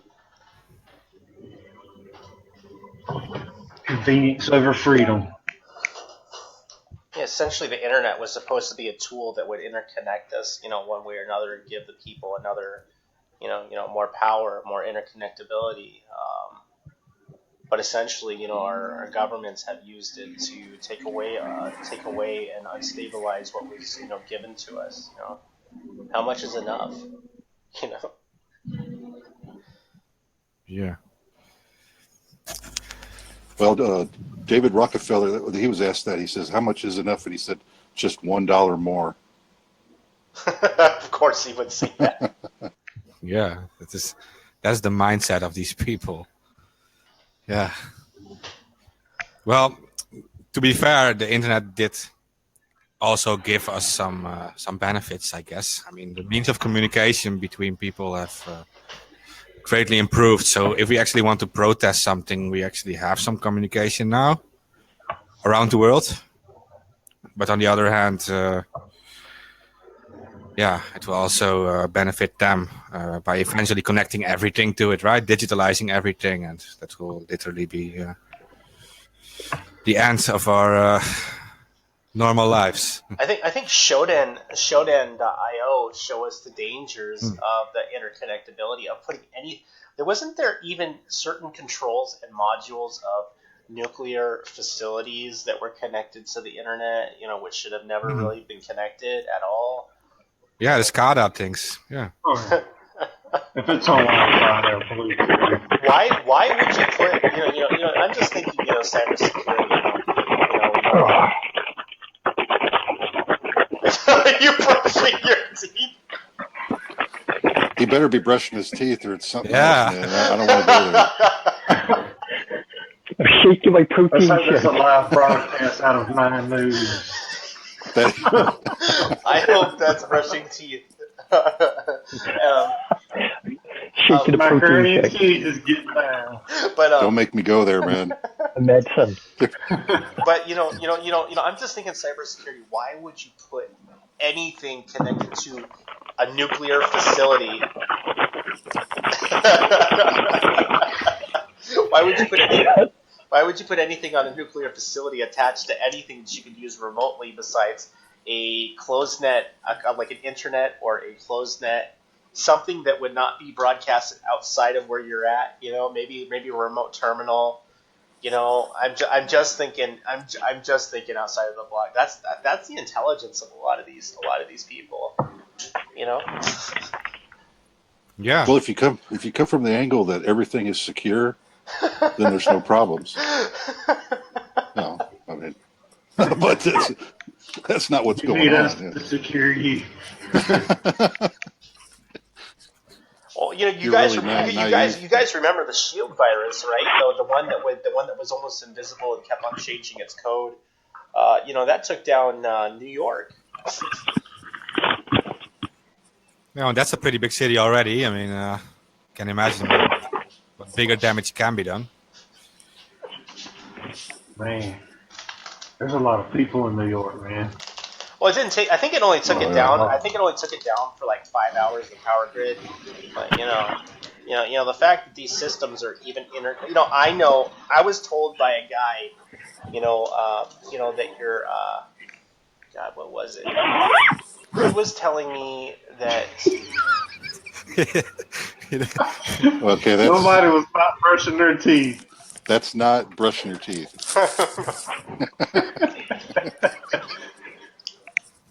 Yeah, he was. I don't know. I knew this guy that used to hack like things that you weren't supposed to hack, and he was telling me even the manual electronic readers, not the digital ones, are still sending data back and forth. Protein shake. You fucking sicko. You got twisted minds, I tell you. Twisted. Working on your muscle, huh?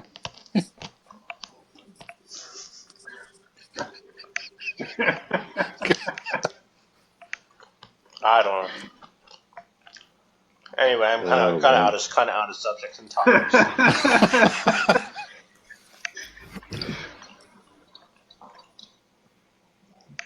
No, but you're all right. Why would you connect all these things to the internet? They aren't even supposed to be connected. So yeah. Yeah, he was even telling me that there was that there was even wireless. He was telling me that if you had the right technology, because he used to be he used to deal with wireless communications for John Deere and shit like that. He was on this, he was a black hat at one point, and then he went, he got a job and everything. And he was telling me that even these planes, have these wireless, essentially these things can be hacked because they're wireless. I'm just like thinking like, why would you do such a thing? Like you could have guys in whatever country fucking making planes downfall from the sky remotely. Satellite dishes satellites coming down. I don't know. Yeah, well, the SCADA systems had bridges connected. Yeah, military equipment, everything was like all these automated systems were connected to it, and yeah, it's a pretty big risk. And yeah. Oh, we lost our other guy there. Might have carried that too far. No, he will be back. Okay. I don't know. You never know what you maybe can we'll get just with use this their own crowd. systems against them. I don't know. Hey, I got one for you, Tyler. I read across a guy that had figured out how to hack these wireless tire pressure sensors that are in TPS gauges. most. Huh? TPS gauge. Is that what you call them? Yeah, TPS. Yeah. Okay. Well, I mean, this is all news to me. I had no idea this shit was mandated by Congress starting like 2008 or 2010. I mean, this is ridiculous. But it was all, promoted as not necessarily secure, but it's like, it's not information that could really be used in any way against you. Well, this guy's figured out a way like to hook up SDR dongles and pick up the signals and everything. And, essentially, if you get enough big enough grid, you can essentially track people with their wireless tire pressure sensors. There's even a worse thing, bro. That guy that told me about the shit with the fucking with the planes was also telling me that there's a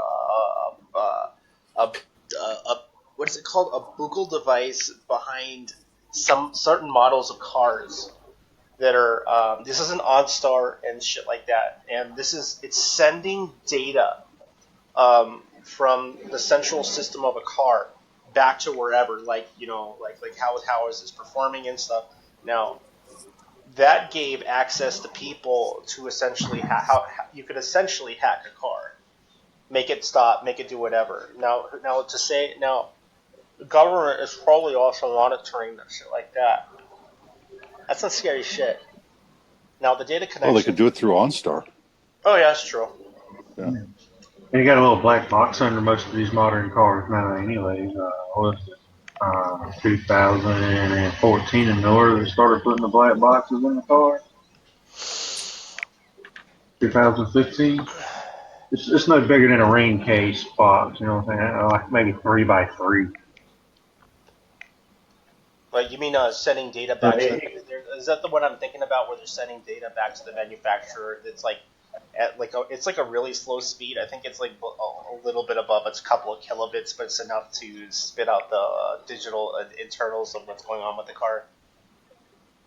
Yeah, it's not much at all.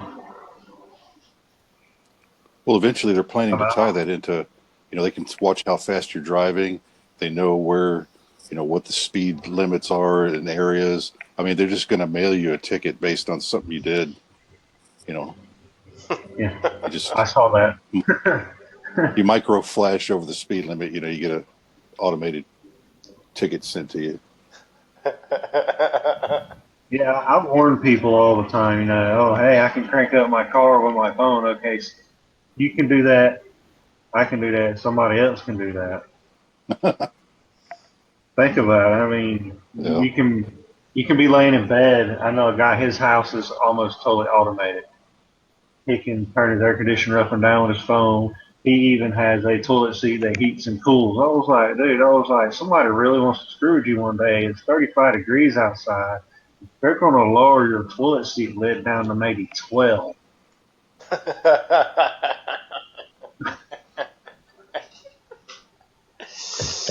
Seriously, you can. This guy could probably even get locked in his own house. Somebody just happened to find the default password for his Lockatron and just straight up lock him in his house.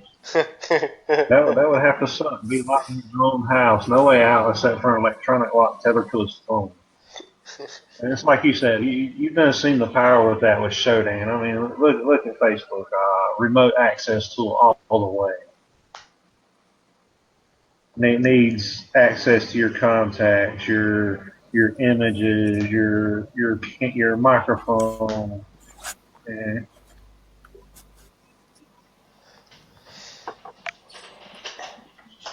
Yeah, I was gonna. Yeah, go ahead.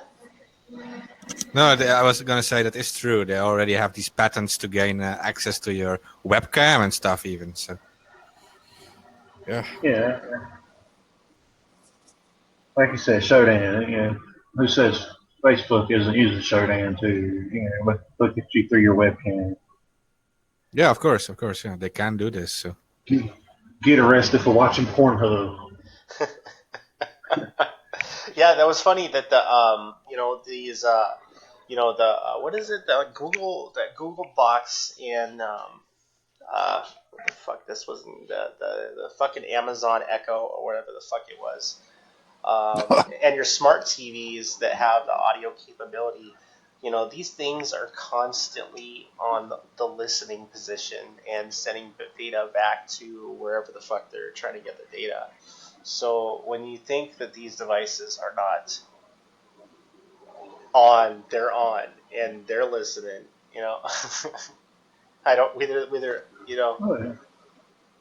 Yeah, if they pick up a dog barking, they put a dog food ad on the TV for you, or things along those lines. I mean, that's no kidding, man. It's all tailored. Oh yeah. I mean, a lot of the underground hack groups are already having contests like the billboards, electronic billboards. It don't matter if it's inside McDonald's, Burger King, or while you're riding down the road. They're wanting to know how many billboards people can crack in a week. A lot of them are posting porn up on them. I saw that hack. Yeah, where that guy was posting porn on that digital wall on his way down. Yeah, and then he was doing it at McDonald's, man. I mean, dollar menu. I think we have it. I posted an old video up here, but there was some. This was before a lot of these wireless systems at McDonald's and stuff. They're all digitized, but they were using a specific frequency that they could. That was all analog at one point, and people were I don't know, doing some funny things. I don't know. I miss those days. Or everything. A lot of the stuff was analog, and then you can. I don't know. It's not hard to take over at all.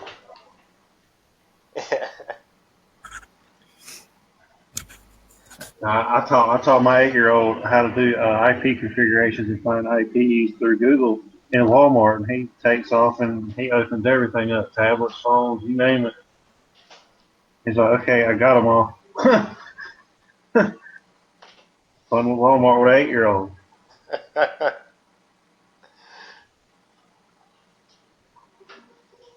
Yeah, I was gonna say up until around 2004. Yeah, a lot of the stuff was still analog. In fact, you'd be surprised how many things are still analog. I was big into that. The phone scanning and shit like that. Yeah. I remember dial-up, man. AOL online. I was like, this is the worst thing that's fixing to happen. Everybody here in America is not ready for you thinking you can do it. Yeah, speaking of dial-up, you know what? Facebook is proof. Speaking of dial-up, I saw MSN Live. Still, do they still have dial-up? Maybe in very few places, I guess. I don't know. I'm gonna check this out real quick. MSN Live. I heard it is, but I haven't been on it so long. I saw. Yeah, everything's ADSL or DSL. I saw the page for it. It was still up for Microsoft. Wow. Well, it can actually be useful in some countries where there is censorship. I mean, it uses a different network, right? The telephone network. So could create alternative communications in some countries where it's really needed. But it's not that fast. Yeah, especially when it was Palestine, everybody was beating this 8.8.8.8 Google.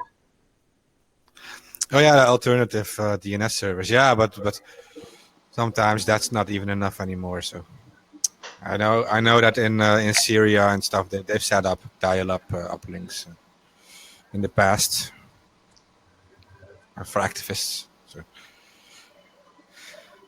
I was going to say in Gabon they were censoring the internet as well during those elections.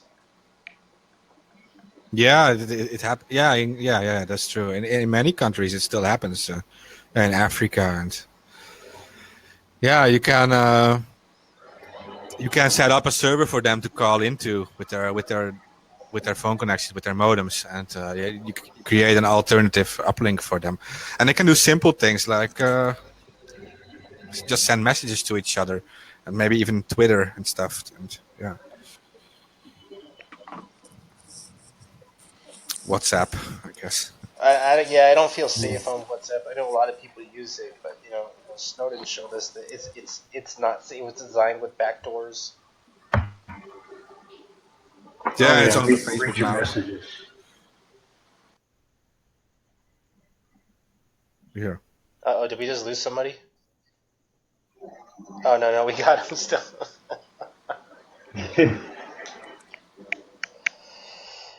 Oh my gosh.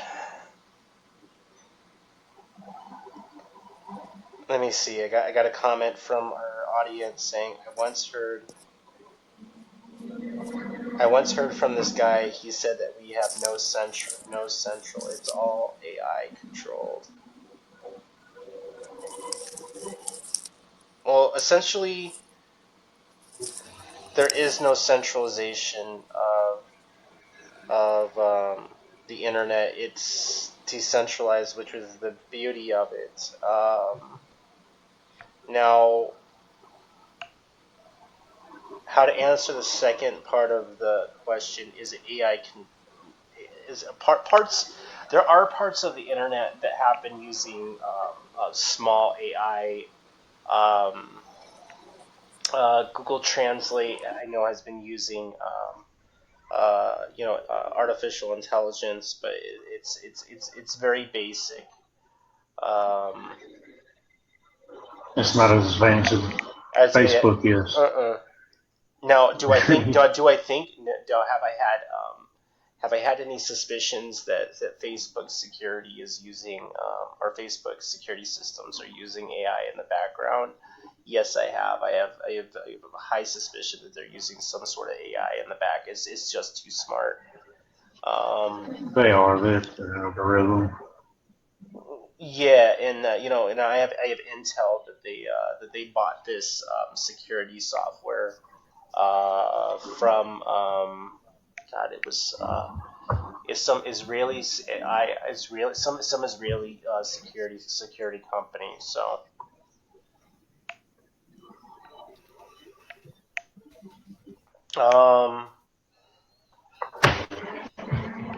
TV brainwashes you and controls your mind into a mindless zombie. It puts encode codes in your head and messages from one place to another. To base it to there is a little truth to that. When you turn on a TV screen, the 60 hertz that is fluctuating in the TV does create a hypnotic state, but it's also kind of inherent to the same kind of effect that you would get from staring at a fire. I don't know whether it was something that was an adaptation to the way that we were, man has developed into. But yes, there is some truth to that. I always encourage people to get their minds off of the boob tube. Sometimes even off to the internet. But staying off of that, staying off of the boob tube is probably more productive for you than getting your information and your news source from there.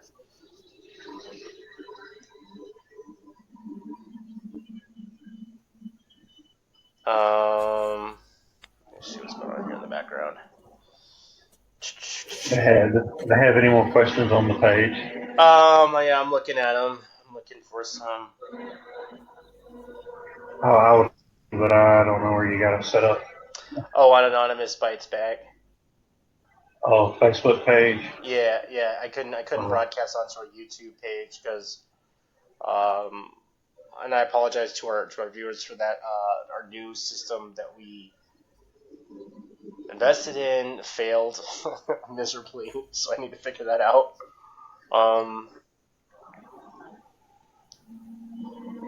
Let me see. There's 44 wars and have operations in 77% of the earth to cut ties. Oh, what does Sun say today?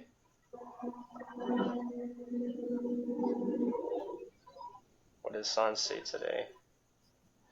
Oh, this happening in Venezuela right now. If the deep state succeeds at standing at the real Trump, expect the same. Yeah, we're gonna have a show on Thursday talking about what's happening in Venezuela. But essentially, what's going on is is an atrocity.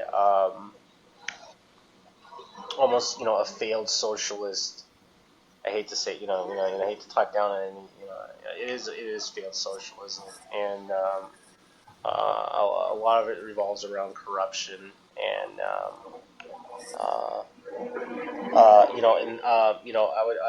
even Marudo, is Marudo, right? Is the president?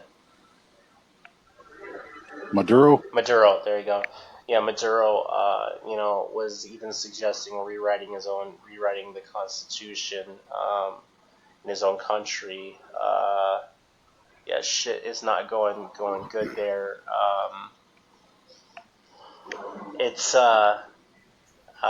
there was even there's even sects of their own military that have disbanded and tried to revolt and get the other military to come there. But as long as Maduro has the power of the military in that country, it gives the citizens the lower hand. But what was I gonna say? To let things go and think that they're going to get better, with a failed system.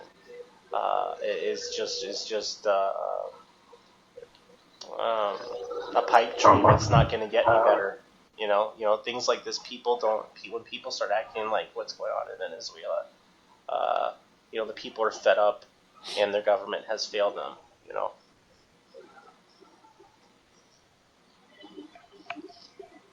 Yeah, you're at the point where you either get some kind of military coup, which normally doesn't turn out too good, or you just fully collapse and start over. But I mean, so much of what happened in Venezuela was orchestrated. Yeah. In understanding the corruption that goes on down there, they set these people up for this Failure. long, drawn out, train wreck. But well, I was going to say, yeah, even the basic human needs, are not there. Food, toilet paper. Toilet paper wasn't even available. You were lucky if you found some toilet paper. There's been murders over food. I've listened to a few of those along the way. I've listened to people that have fled the country because it's so bad over there. It's not a good situation. I don't know. You'd have to be. I don't know. Me personally, what the citizens are doing, just keep on, doing what they're doing because it's not, left in the hands of these dictators. He is a dictator. A lot of people are saying that he's not a dictator, but he's following the path of a dictatorship. If they, just keep on doing what they're doing, this is just going to get a hell of a lot worse down there. I believe, even the seizing of, the government had seized General Motors. The General Motors plant. Oh yeah, they nationalized it. Yeah. They call it nationalized. That's just fucking. That's that's not stealing. It's nationalizing. That doesn't make any sense. It's stealing. You can call it what you want to call it, but you stole something that you didn't pay for. It's like what the IRS does when you don't pay your taxes. That's still thievery.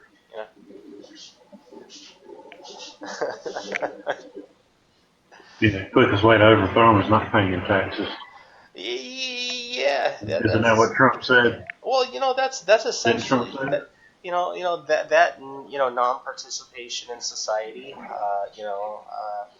You'd have to do it on a massive scale. It wouldn't have to just be 1 or 2, 10,000 people. You would have to start doing it on a massive scale. But non-participation and stopping the money flow will destabilize a government. But what's going on in Venezuela is that their government, the people that are in power, are holding on to that last bit that they got.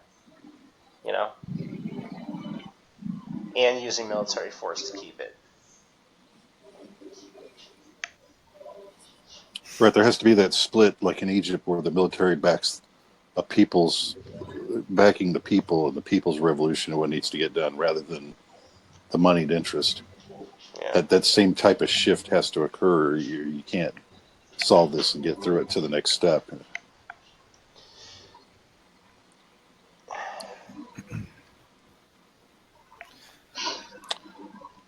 Yeah, I don't. I think. Also related to this, I think that, I think didn't Donald Trump talk about bringing military down there? Yeah, that's actually the long-term plan. That doesn't to destabilize it. It doesn't.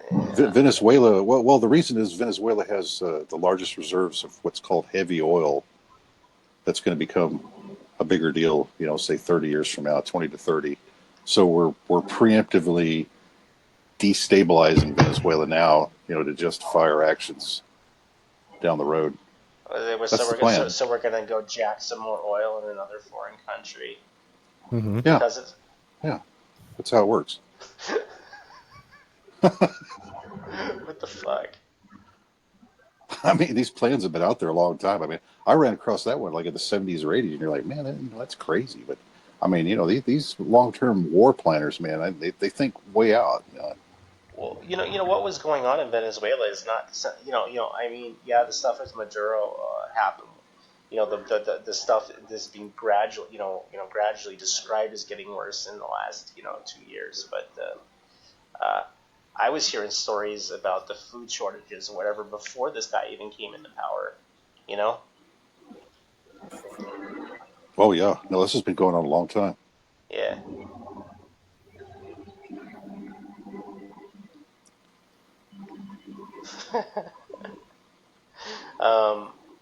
Yeah, I don't think that us meddling, with Venezuela is gonna be good. This is just gonna cause a problem. Now, do I think it's anything of a real threat that can end in something bigger? No, but meddling with what's going on over there is not gonna. I don't know. It's gonna cause more problems. Yeah. Our U.S. military spread so thin right now as it is. Yeah, yeah. Can't stand it anymore. Well, I mean, essentially, what's going on now. You know how the Roman Empire fell, right? Yeah. Yeah, what they did is, Same way yeah, the they German Empire fell with the yeah they Nazis. expanded too big. They had they spent too much money on the military, and that wasn't one of the things with the Roman Empire. That's what's going on with us. Ran out of support. Yeah, they spread their lines thin. Instead of defending their own borders, they were everywhere else. Yeah. So The who final, all been there? Napoleon, Hitler, Mussolini. the final straw is when you can't pay your soldiers. It was about 5 years after that it really started collapsing fast. When you can't do that anymore, it's over. Yeah.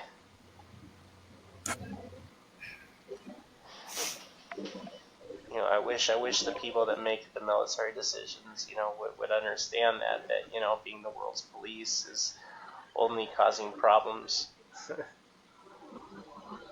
Yeah, they're self-entitled anyways. They don't have to go to the semi or you.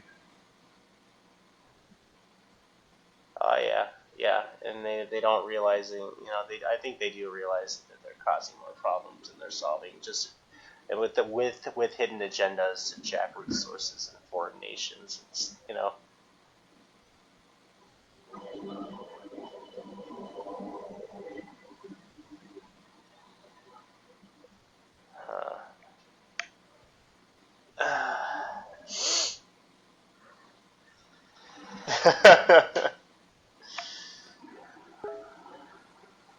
Well, we'll get more in depth here. Was it Thursday? This Venezuela's Thursday, coming up. yeah, Thursday.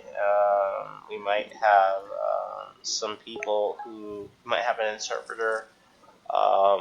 We have some people from Venezuela.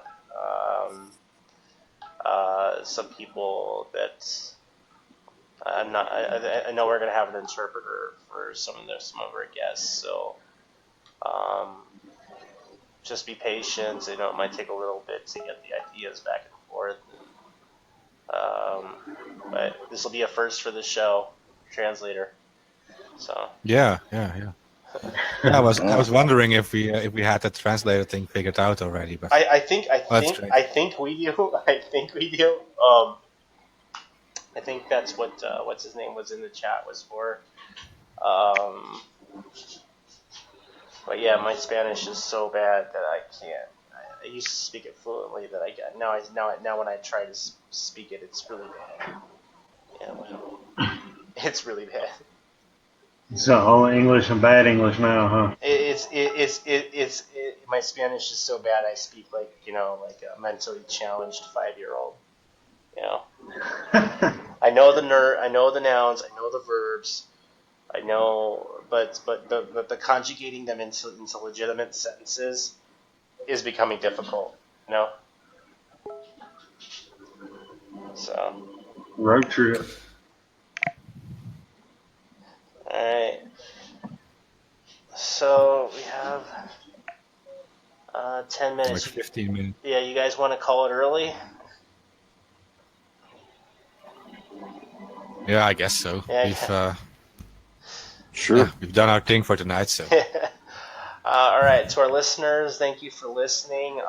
We will have this episode shortly on on YouTube. Sorry for our viewers that we didn't broadcast it to there. Also, we're going to make an announcement. John, you want to make an announcement for the new show? Oh yeah, yeah. That's Saturday. We've got a European version of this show coming up. It will be broadcasting at 1900 UK time. So it will feature European presenters and European guests mostly too, or at least guests who can be up at this time. So the first episode is Saturday, and we hope you will listen to that one too. ABB Europe. All right, and with that, I'll say goodnight, and we'll roll out with the credits. Good night. Alrighty. See the world tomorrow. I hereby declare this to be an unlawful assembly.